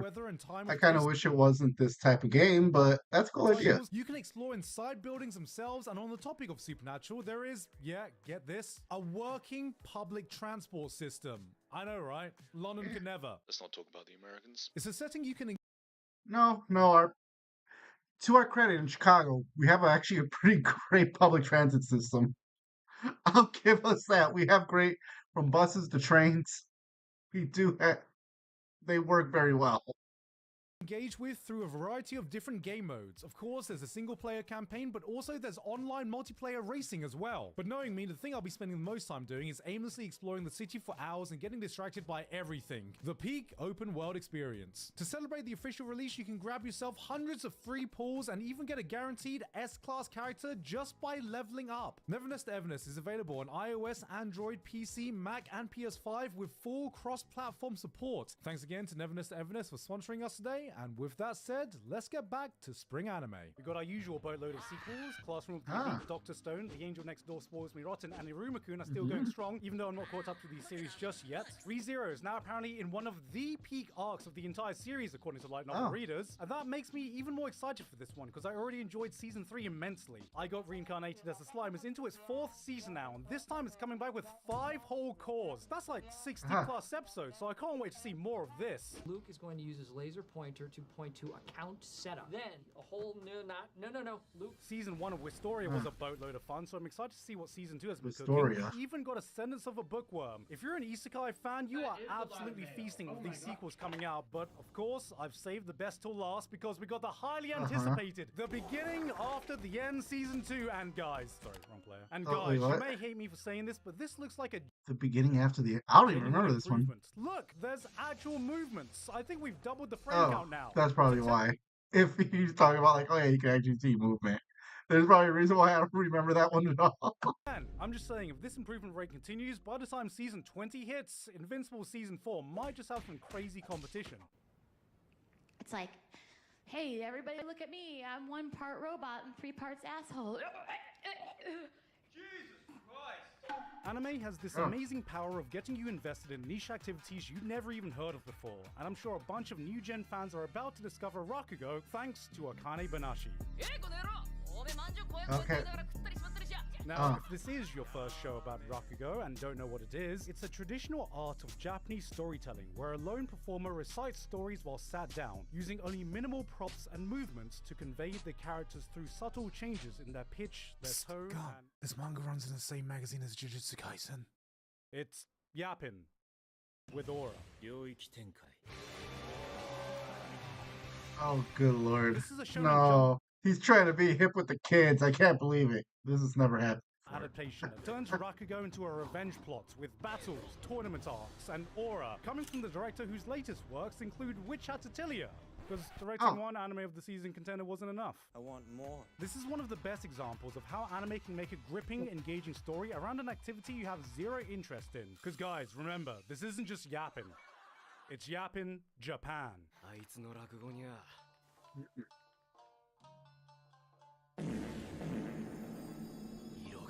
Ew. Here's an actual unique concept. What if the powers of each season was given to 4 individuals, and these agents were the ones responsible for the changing of seasons around the world? Spring fucks off and Japan doesn't see cherry blossoms for a decade. Assassins are hired to try and murder the agents of winter. No idea about whose idea that was, and right from the very first episode, you feel the emotional weight the story tries to tell, which should come as no surprise coming from the creator of Violet Evergarden. And while Kyoto Animation isn't animating this one, Studio Wit is definitely a worthy successor with how beautiful these early episodes looked. This actually is a real interesting looking one. I don't know, I might want to check it out. Yeah, that with Kensuke Ushio doing Kensuke Ushio things, and I definitely felt the emotions coming out watching these characters bawl their eyes out, finally being able to experience the beautiful turning of spring once again. Meanwhile, I'm sitting here in Thailand like, oh shit, summer's finally here. Oh shit, winter's finally here. Oh shit, spring's finally here. Oh shit, autumn's finally here. There's always one show every season I know is going to slip under everyone's radar, and this time it's the turn of Nippon Sangoku. When I first saw the trailer of this, I thought this was going to be another historical anime, but no. In fact, it's set in the future. A future where Japan has gone through a revolution, and the USA and China have both teamed up to overthrow Japan. The ruined Japan has been... I'm gonna be honest, that might not be too much of a fantasy. I don't know, us and China have such a weird love-hate relationship. It's not that much of a fantasy. Basically, it exists whether our whether our goals align is whether or not us and China have good relations. It's what it comes down to entirely. Split up into 3 powers, and from the ashes we follow the rise of its new strategist, John Sangoku, a smart man lacking in motivation until his wife gets executed, head put in a box, and he decides to fight back against the murderers by spouting logic and philosophy. Blood literally looked at his wife killers in the eye and hit him with the... Yes, if you couldn't tell, this is Romance of the Three Kingdoms meets post-apocalyptic Japan in one of the most stylized, visually distinct series in the entire season. And if that wasn't enough of a reason to put this show on your radar, I heard some random Aussie bloke was doing the music for it too. Alright guys, recent studies have shown that the new generation is drinking less alcohol. How do we get those sales numbers back up? Ooh, I got it. I got an answer. If you're gonna say cute girls drink alcohol. I told you, that's too basic nowadays. We need to add something more to spice things up. Gay. Make him gay. Right. Alright, drops of gold. Gay You may have girls the drink. world's 12 finest wines. You may have your fancy sommeliers. You can decanter it from such a height, but what's the point unless you can watch some cute anime girls doing the activity instead? And best of all, you got a dorm full of them. And we all know what that means in the world of anime. Gay girls. Guys, just because we have an all-female cast doesn't mean they're gay. 私寮長の舌が欲しいな。 Oh, they What do you gay. call that? Super gay. I mean, come on, Yeah, come yeah, What do you yeah. call that? ガブガブ Oh. ガブガブ Oh, Jesus Christ.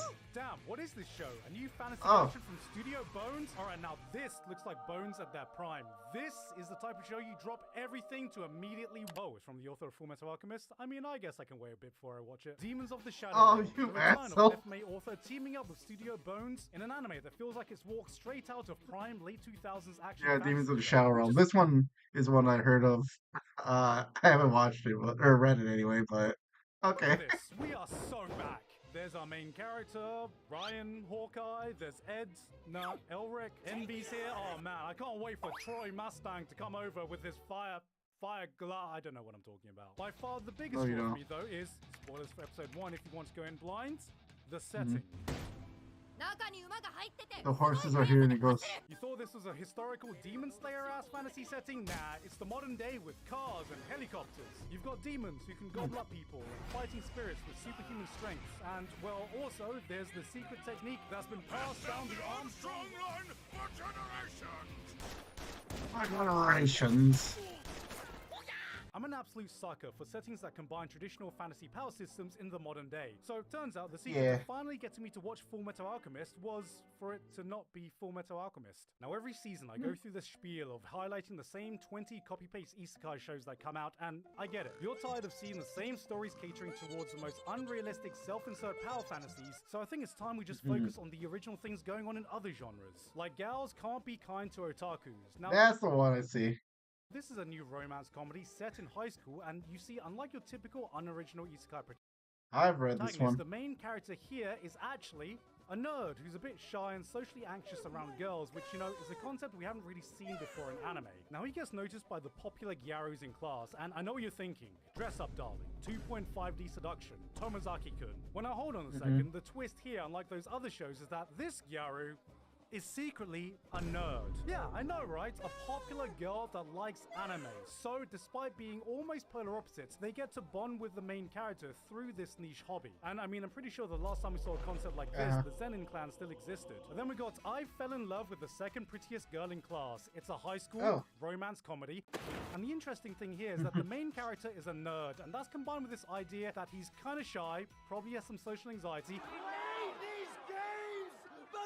But it's okay because he gets noticed by one of the popular girls in class. Now, under any other circumstances, these two would be complete polar opposites, but the real hook is that this girl is also secretly a nerd in the exact same hobby as our main character that they also bond over. And I mean, do I need to say any more? I think the last time we saw a concept like this, the Zenin clan was still fighting. Don't forget the klutzy class president and the girl with the short skirts. It's a romance comedy, this time in high school, about two people who are complete polar opposites with a Gary-inspired design for Okay.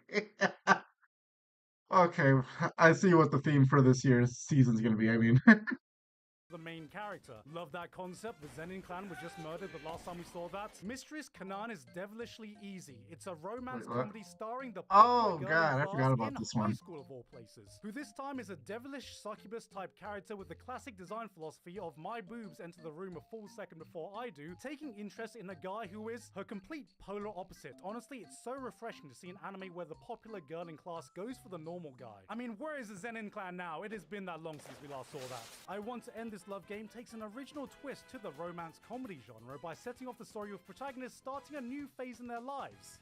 In high school.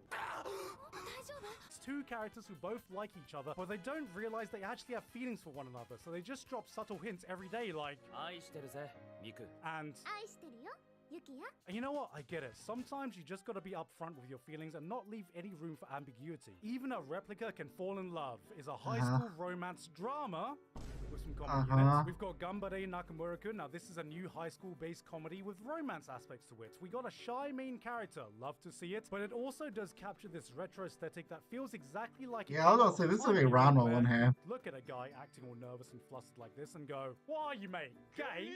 I mean, look at this guy. So anyway, this is a series about him trying to confess to another man. Curio Fan Club. Now, this is one of my favorite new comedies, and it just so happens to be about a romance in high school. This time we have two girls dealing with social anxiety. キリオ君のそばでおならも聞けないのに。キリオ君がおなら？神でもおならはしていいだろ。もしもキリオ君のおならが引くほど爆音だったら。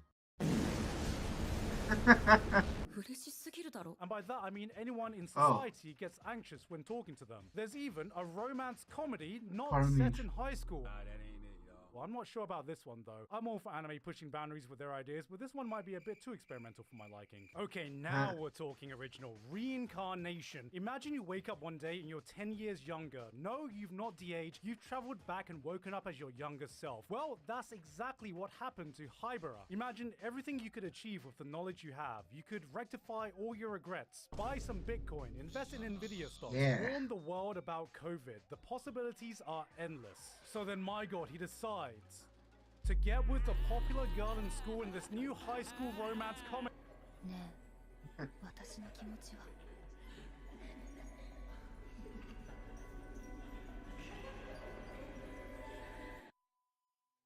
Alright, for real though, somehow there's more new romance coming out than seemingly anything else, so it can be hard to pick what to watch, but I did enjoy this one. Yes, it's another romance show what is this? in high school.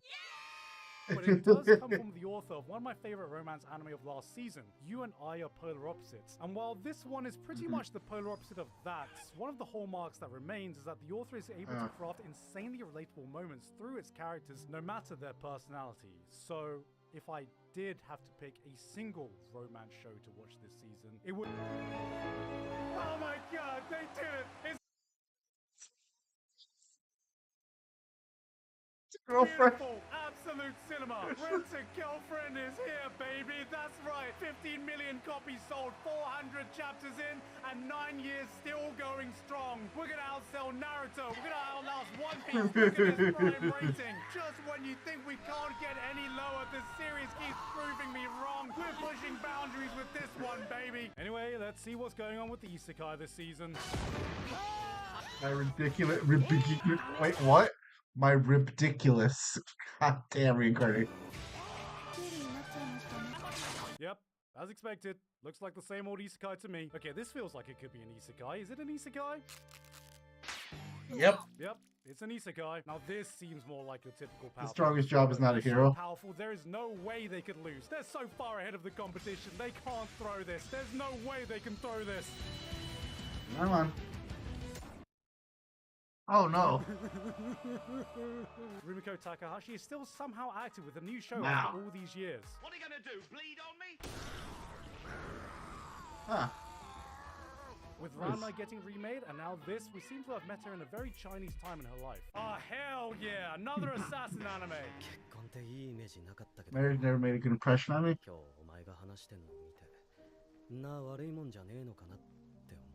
Oh, hell yeah, another romance anime. Yep, Bones is here with a double this season, and this one is right out of the Spy Family playbook with another assassin comedy, this time with a romance twist. See, you've got an assassin who's been forced to produce an heir, and he teams up with the world's biggest marriage swindler to find him a suitable partner, and honestly, this was just solid fun with some great action and wacky comedy. But we already know how this is gonna go. She's gonna end up setting up with some ladies, he goes on some dates, but I mean, just look at her, man. He's eventually gonna fall in love with her, they'll have this will they, won't they between them, and then it'll end up with them having sweet, sweet babies, cause let's be real, King Arthur couldn't pull me out of this. Well, I mean, boys, it's 2026. We gotta respect great bakers, cause remember, cake is cake even if it's banana flavored. Anyway, what's next? God damn.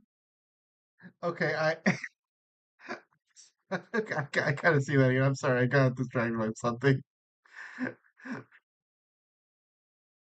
I mean, just look at her, man. He's eventually gonna fall in love with her. They'll have this will they, won't they between them, and then it'll end up with them having sweet, sweet babies, cause let's be real, King Arthur couldn't pull me out of this.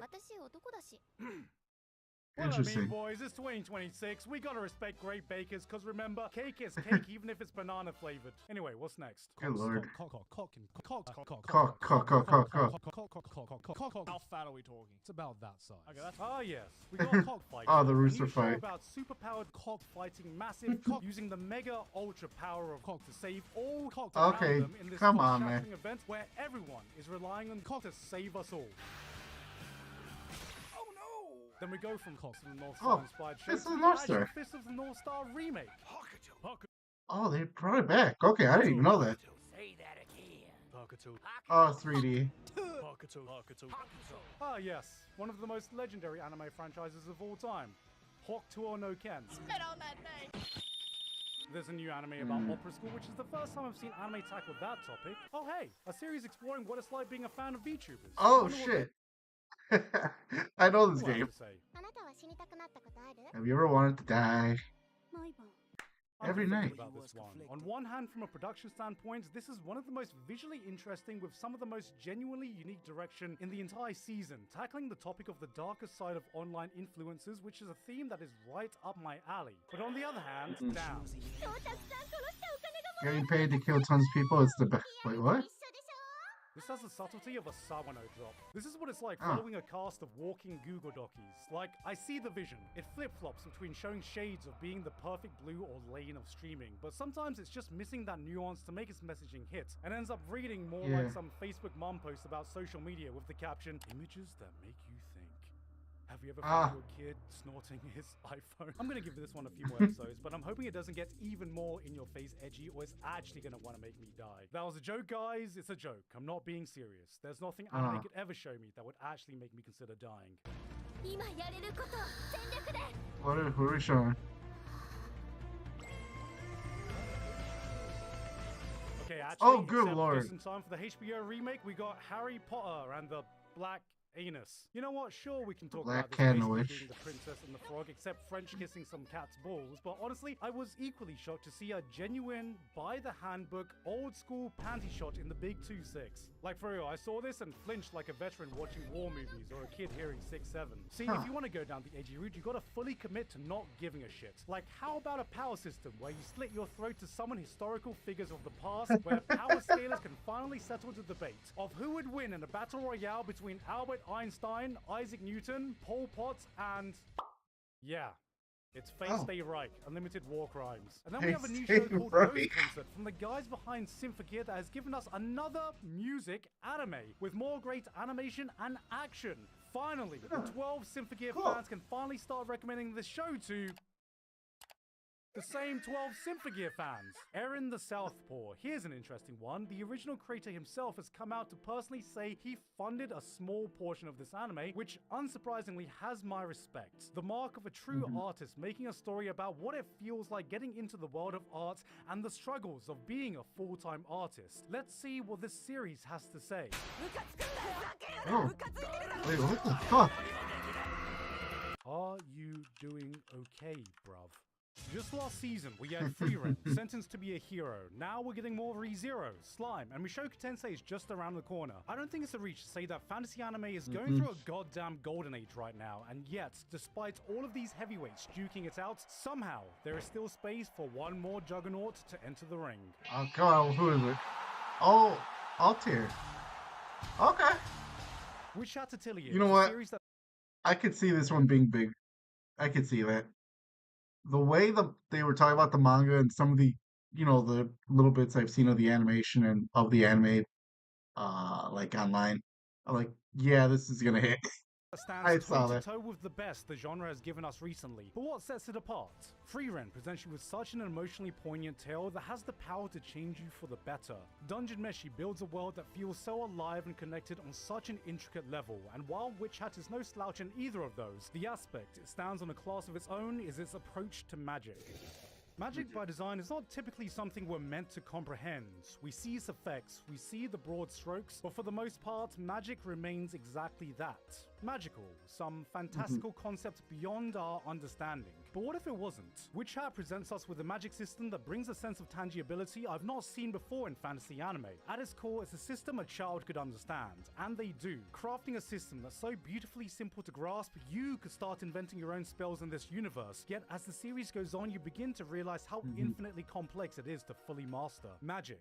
It's just another tool in this world. So what kind of world would evolve if the only thing stopping everyone from using it is the knowledge to do so? Every conflict, every character motivation, every beautiful and terrifying moment stems from these foundations. From the groundwork it lays, it tells a tale that will change the way you think about magic in a fantasy setting. Some of the production values of this just seem out of this world. You got this animation, you got the composer of the Souls franchise doing the music. But that's the thing, this is just the bar now for highly anticipated franchises like this. Jujutsu Kaisen, Free It's kind of hard now for new series without this level of hype to creep up and rival this level of quality. But things might be about to change, because I've heard rumors there could be this one show, a new show that has seemingly come out of nowhere and has gotten the Japanese animation industry quaking.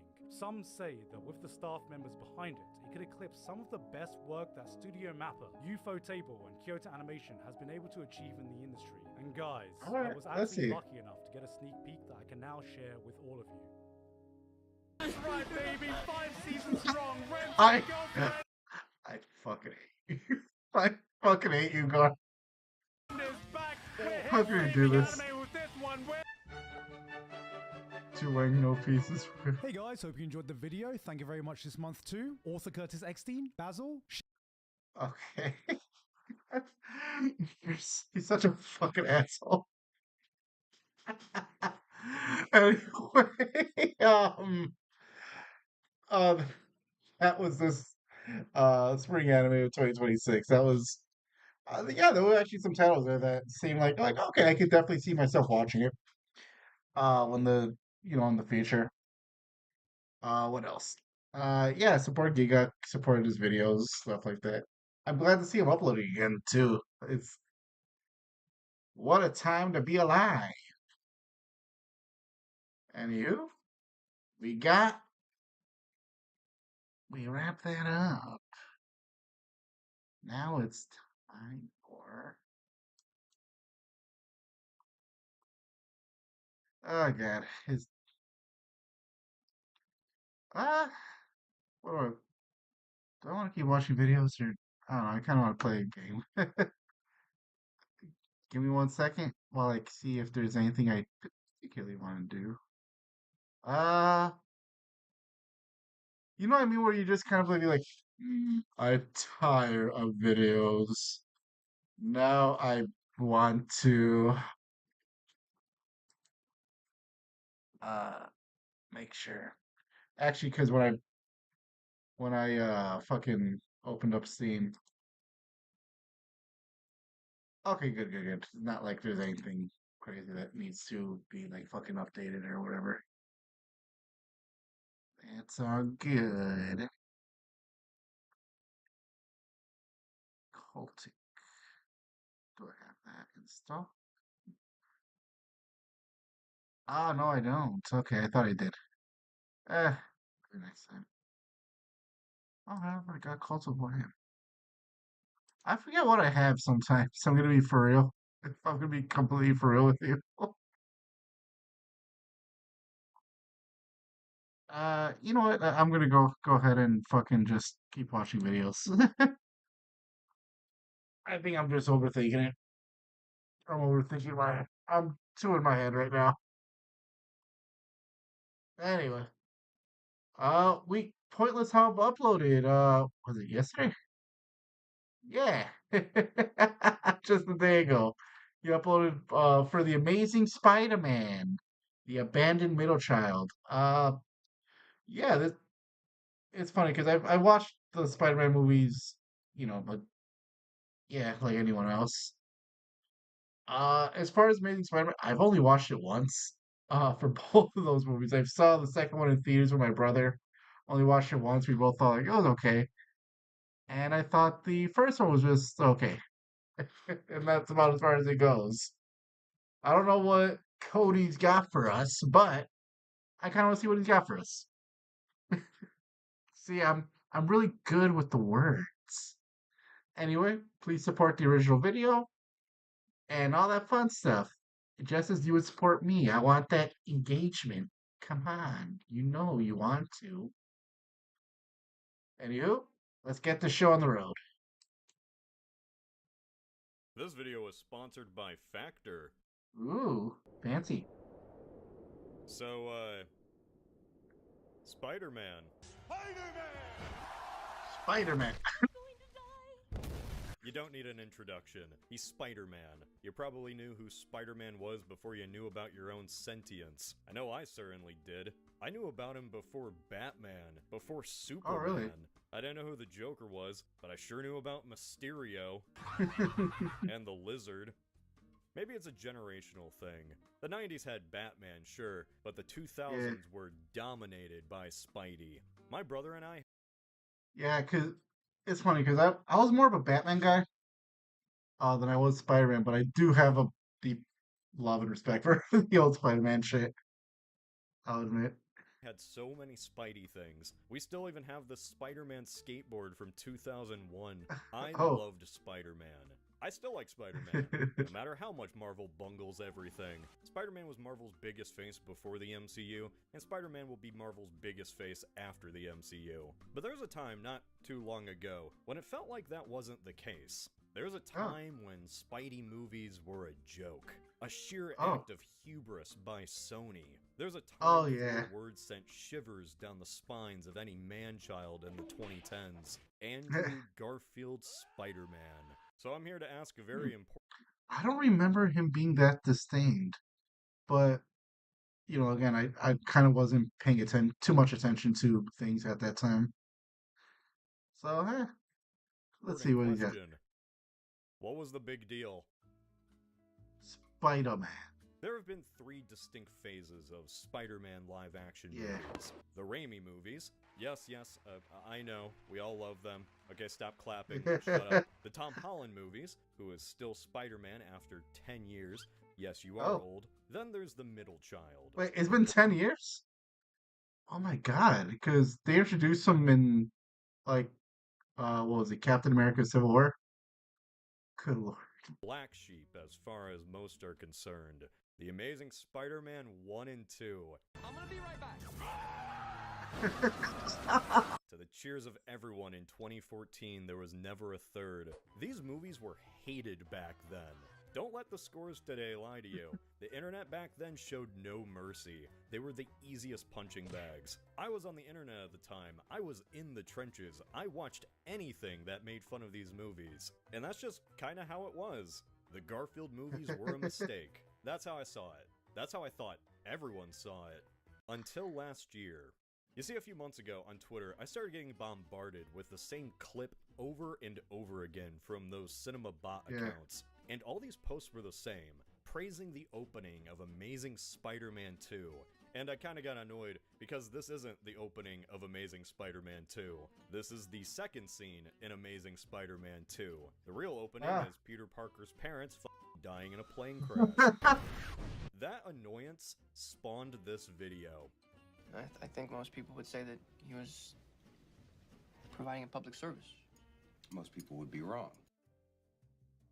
I watched all the Spider-Man movies for this video, except that one. And the reason I did that was to really put the Garfield movies into perspective. Because movies aren't made in a vacuum. They're products of their time and place, and responses to what came before. And what came before the Garfield movies was this guy. Pizza time. What a joy it was to revisit. Yeah, because the Raimi Spider-Man was basically a reflection of the Golden Age Spider-Man of like the old comics from like the 60s and 70s. So, yeah.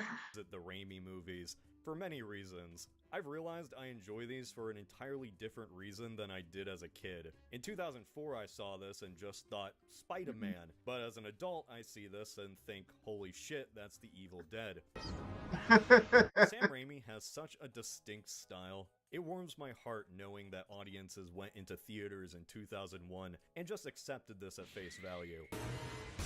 I've seen takes about how the Raimi films have aged poorly or are worse than you remember, and I just can't agree with that. No movie in the 2000s looked like this. That's just Raimi. He's still doing shit like this to this day. It's so good. As a grown adult, I can view these movies as what they were intended to be. Pure camp. I surrender.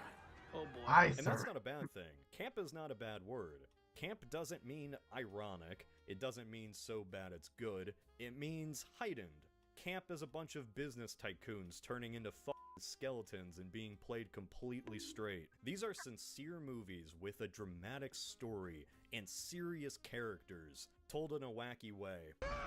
They are meant to be funny and serious at the same time. That's the real beauty. The first two could juggle all these different tones without skipping a beat. The third one is, well, a different story. I like being bad. It makes me happy. Spider-Man 3 is bad, but it's not bad for the reasons people thought it was in 2007. Everything with Bully Maguire is a piece of modern art. The jazz scene was too advanced for the general public's feeble little minds. Now take all this. While 3 landed So with a mixed reception, at least at the end of the day, the trilogy was over. Spider-Man 3 was, in fact, an ending. Was it a good ending? Was it a bad ending? It's an ending, that's enough. But you know, the rumor still persisted. The cope was still real. That maybe, just maybe, we could get a Spider-Man 4. Maybe the Raimi films could redeem themselves, get a proper send-off. Maybe we could even pretend Spider-Man 3 was just a mistake and didn't matter, Shrek 4 style. Like that's ever gonna happen. Yeah, we never got a Spider-Man 4. Sony was doing a full reboot, which, funnily enough, it didn't even seem like many people minded at the time, at least in all the forums I can find. You really forget how hated Spider-Man 3 was. Everyone just went, okay, fine, start over, as long as it's not another origin story. Then it was another origin story. Yeah. Hey, I'm Chef Bobby Boobadelli. As a Boobadelli, I missed student you. who fights crime, I ironically did not have the time to cook. Which is funny because my superhero persona is also a chef. Luckily, I have a sponsor today's video, Facta. Facta delivers delicious cooked meals right to your door. All you gotta do is put them in the microwave for 2 minutes and you're ready to go. I went with the Chef Choice meals for this one. I had such quality options like chimichurri filet mignon. Wow, it tasted good. I like steak. How about some pasta? They got pasta too. I forgot to record what the actual name was, but trust me, it's some quality stuff. These are meals made with balanced macros and at least 2 vegetables per meal, built to help you hit your nutrition goals this summer. 97% of people say Facta has helped them live an easier life. So why not try Facta out? It's an easy way to have home-cooked meals for those who don't have the time to cook. Like yours truly, I'm beating up thugs in the street. Head to Facta75.com or click the link below and use code POINTLESSFB50 to get 50% off your first Facta box plus free breakfast for 1 year. That's code POINTLESSFB50 at Facta75.com to get 50% off plus free breakfast for 1 year. Now, if you don't mind me, I gotta go swing from the buildings. That's my bit this month. That's what I'm doing. Okay. Okay, man. In 2000, Marvel rebooted many classic characters with the Ultimate series. For the first time since its inception, Spider-Man's origin was retold. Considering by this point Spidey had over 4 decades of a floating timeline, a reboot made sense to your average comic reader. For your average movie watcher, though, a reboot did not make sense. Especially after the most successful trilogy of the 2000s. The Amazing Spider-Man, ironically, should not be called Amazing Spider-Man. It has more in common with Ultimate Spider-Man, if anything. Peter Spider-Bite is connected directly to Oscorp. His parents died in a plane crash. In the behind the scenes, Dennis Leary says he was casted because he looks like Ultimate Captain Stacy. That's really where the similarities end, but my point here is that Ultimate was meant to be the jumping on point for new fans. The Amazing Spider-Man kinda just confused people. Today your average moviegoer gets the whole multiverse thing. Hell, Spider-Man has like 3 movies about that by now. But rebooting the character back in 2012 just felt wrong. Redoing the Spidey origin only 5 years after Spider-Man 3 felt wrong. Like that's Only the 5 time years difference from now and No Way Home. The best comparison I could make here is Batman. I don't know, man. And Warner Bros. At least waited 8 years before having the most drastic tonal shift ever. Can't believe these came out less than a decade apart. That's fucked up. What killed the dinosaurs? The Ice Age! The selling point for Batman Begins made sense. That's great. I don't know what you're talking about. But for The Amazing Spider-Man, it wasn't following up Batman and Robin, though it was following up this. Gonna cry? In the behind the scenes, the studio said that this new Spider-Man would be more realistic, more grounded, more an realistic opportunity to explore Peter Parker in a high school environment, which the original trilogy moved on from too fast. And while I'm sure there was genuine interest from those involved, no, I think it was a good choice not to have him in high school for too long. In doing a different take on Spider-Man, this is still Sony. The main reason they did a reboot was because Spider-Man 3 was the 12th highest grossing movie of the 2000s, and also to retain the rights. The biggest hurdle Amazing Spider-Man could never swing over was being compared to the Raimi trilogy. And for your average moviegoer whose only exposure to Spider-Man were those 3 films, if things were different, they were wrong. There is a lot wrong with the Amazing Spider-Man series, but it's also unfair to judge the movie based on what the Raimi ones did. These are 2 different takes on Spider-Man. I remember always seeing Uncle Ben's speech made fun of because it's like the writer is trying so hard not to repeat great power, great responsibility. But this isn't even copying the Raimi movies. It's what Ben says in the Ultimate comics. But your father lived by a philosophy, a principle, really. He believed that if you could do good things for other people, you had a moral obligation to do those things. I don't think it was the wrong move for Amazing Spider-Man to go with this more grounded approach. I just think it should have been executed better. We have to watch Peter get bit by a spider again, but worse. Like, instead of just wandering in a lab with other students, he breaks into a secret vault full of mysterious spiders that all fall on him at the same time. How the hell was he only bitten once? And we also had to watch Uncle Ben die again, but worse. Actually, no, I take that back. The way Uncle Ben dies is just so funny, I can't hate it. So after getting bit, Peter starts acting out, of course. Absolutely dunks on Flash with his sick-ass moves. After getting into a fight with Uncle Ben, Peter storms out to go buy some milk at a bodega, like you do.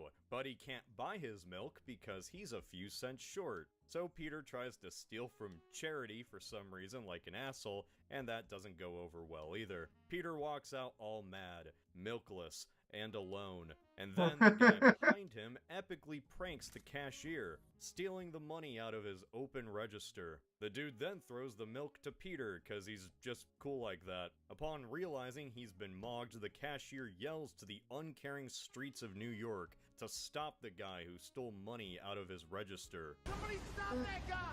Hey, kid, little help? Okay. His cries fall on deaf ears for all, except for Uncle Ben, who was out and about trying to find Peter. The robber trips on some people, falls, and his gun slips out onto the street right in front of old Ben. So what is Uncle Ben to do in this moment? What would you do in this situation? I'll tell you what Ben does. Probably not the smartest move. Uncle Ben was kind of a dumbass. Yeah. Now, it might seem cruel to laugh at that, but was Uncle Ben in any danger from this robber? In other incarnations, he's getting robbed directly on his property. Right. Oh yeah, that's true. But this Ben is just strolling the street. This robber stole from the cash register, which, yeah, is wrong, but he didn't use the gun in a crime. In a way, this robber's personal property fell onto the ground, which Uncle Ben then leaped for to try to take it from him. What I'm saying here is that Uncle Ben was robbing this man. Now, you may disagree with that, and I'm not... That's such a stupid way to put it, man. Okay. Not a lawyer, I'm mainly goofing, but my main point is that the movie made Ben's death way more complicated than it needed to be. It should not be up to debate in a court of law whether or not Uncle Ben was the aggressor in the situation where he f***ing died. What lesson is Peter supposed to take away from this? Don't accept milk from shoplifters? Was he supposed to tackle this guy the second the cashier beckoned him to do it? Was it his fault that old Ben was walking the street, waiting to fight some random criminal that came upon his way? He really gets no clear lesson at first. Peter's lesson in the first movie is kind of just his arc throughout the movie. He only wears the mask because he's going around profiling criminals that might resemble the guy who Uncle Ben tried to rob. But you know, by the end, he learns an important lesson.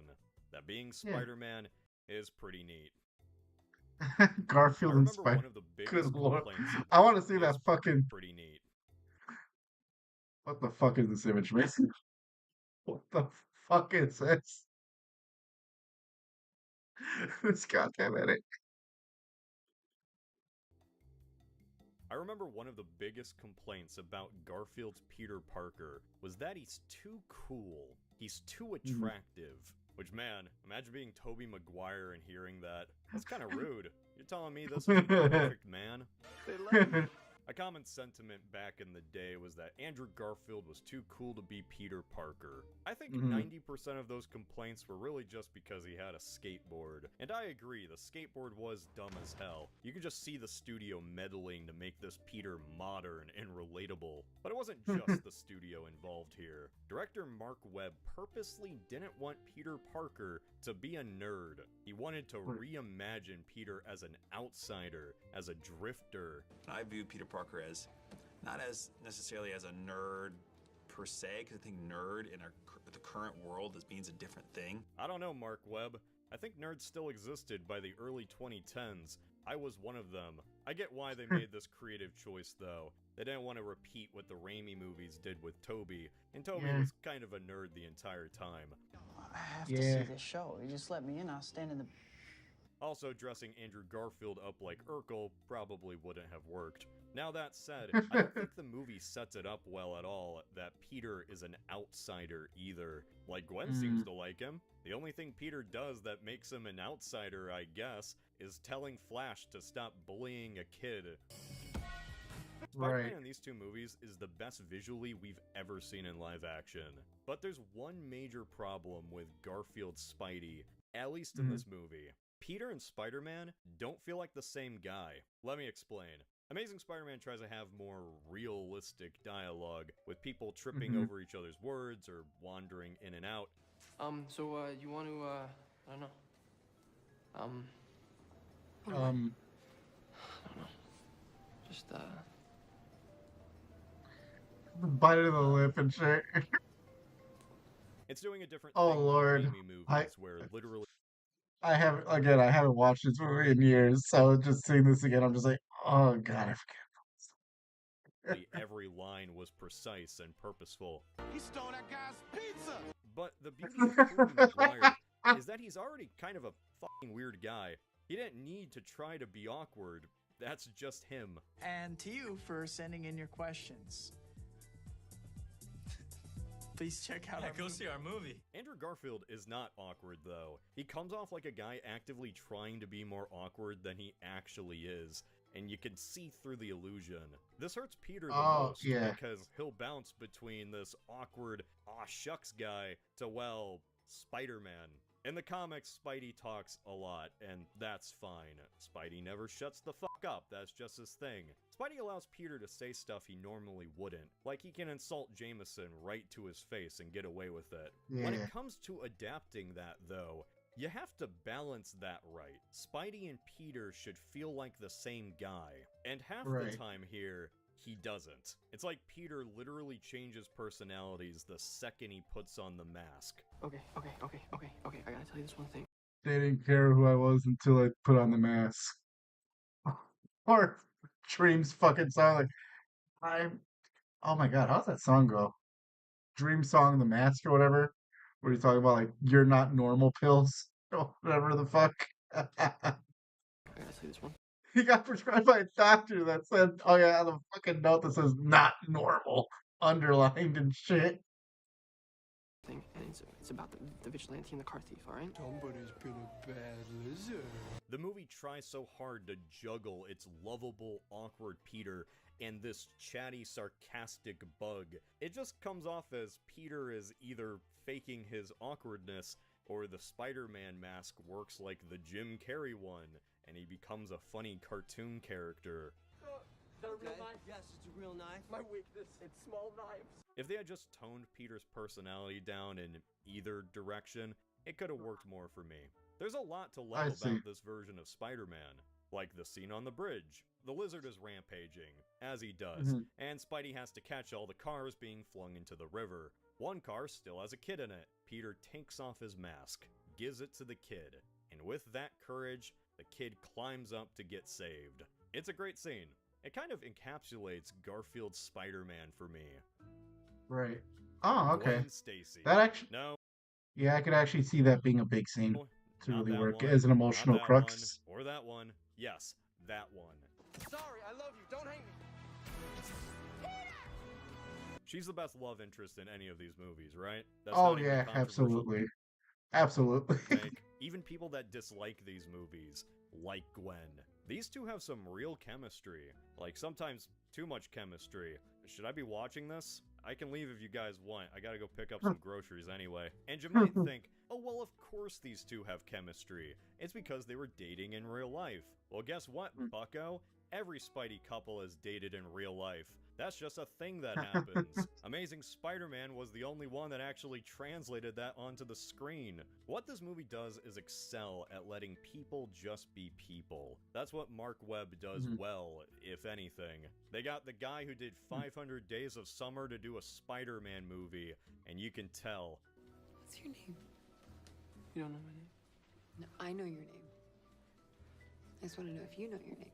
These movies might have bullshit plots, pretty dumb writing, and questionable creative decisions, but I do enjoy those little moments between characters in Peter's life. That's nice, you know, for the most part. Ask a question. Oh, this kid. This kid. The fucking Osborn kid. Ask a question. Peter and Gwen is what makes these movies special. Not because any of their conversations are especially funny or memorable, but they do feel real. It's like these two have a dumb language only they understand. I don't know, we could, or we could do something else, or we could, if you don't, I mean, like, we could... Yeah. Yeah? Yeah, either one. Stuff that feels kinda cringy to watch as an outsider looking in, but it works, oddly enough. The strength of their relationship is conveyed more in these little moments than any grand gesture or kissing upside down. In a very talented cast with Andrew Garfield, Martin Sheen, and Sally Field, Emma Stone steals the show. She's the clear highlight. She honestly salvages a lot of these scenes bouncing off of whatever awkward thing Andrew Garfield is trying to do.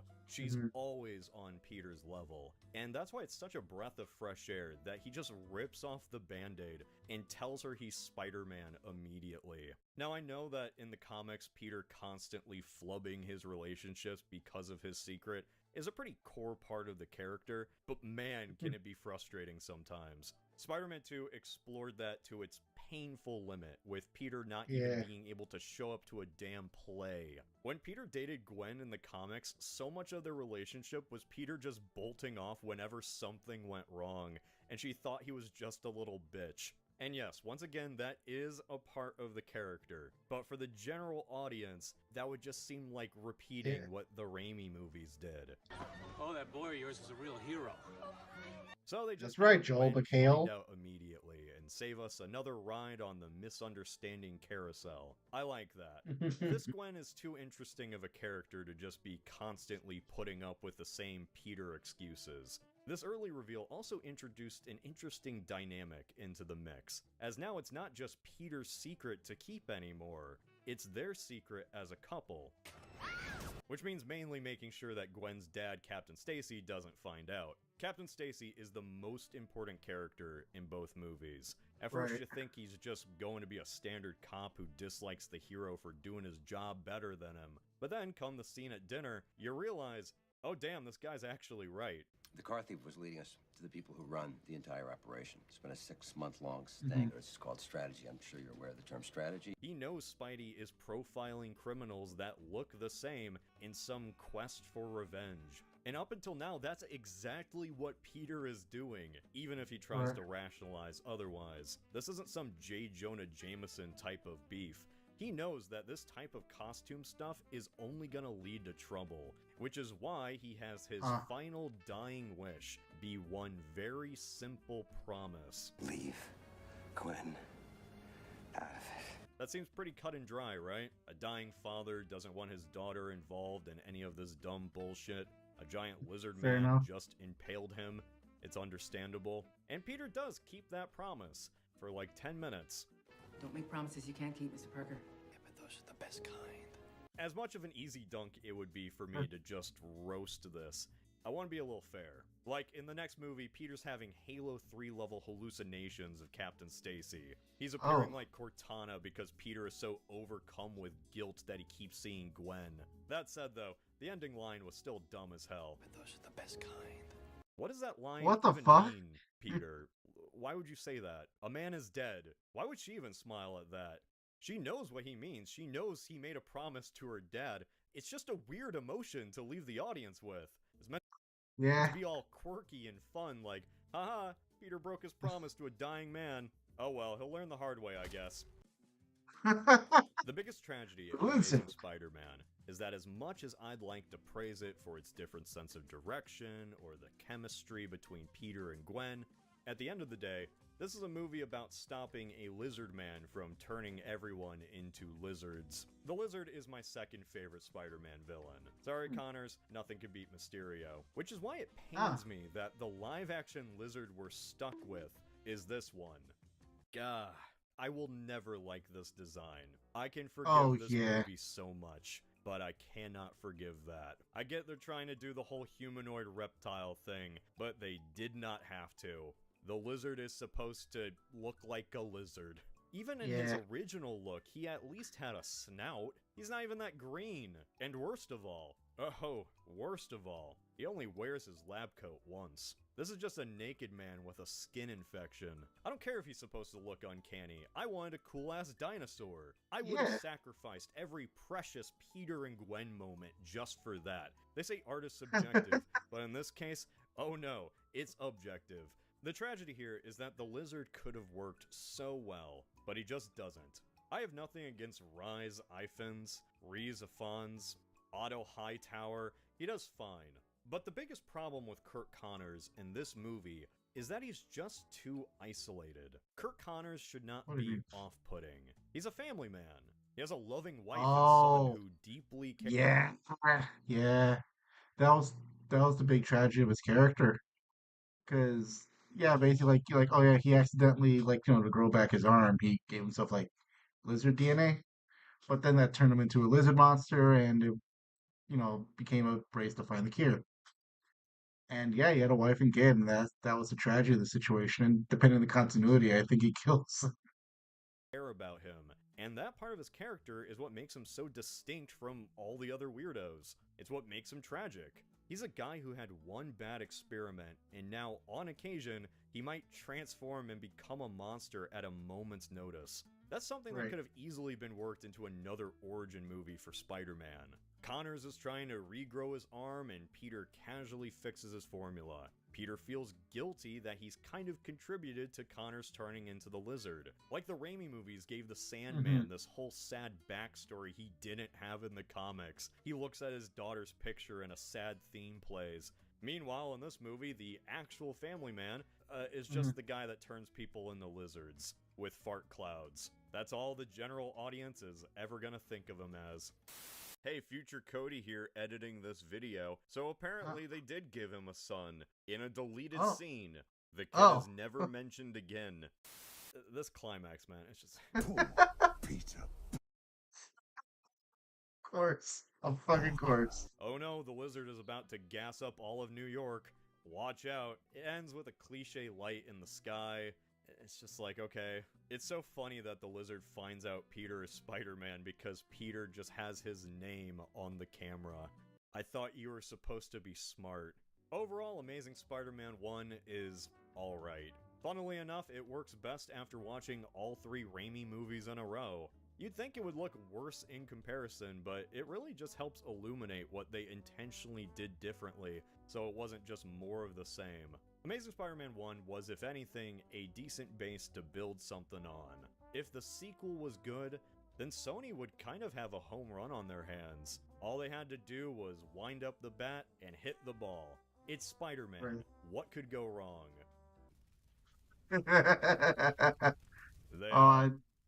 They somehow burned down the baseball field. In memory of the Beetle. Wait, what? Someone actually die? Hold up. Okay, stop showing me this shit.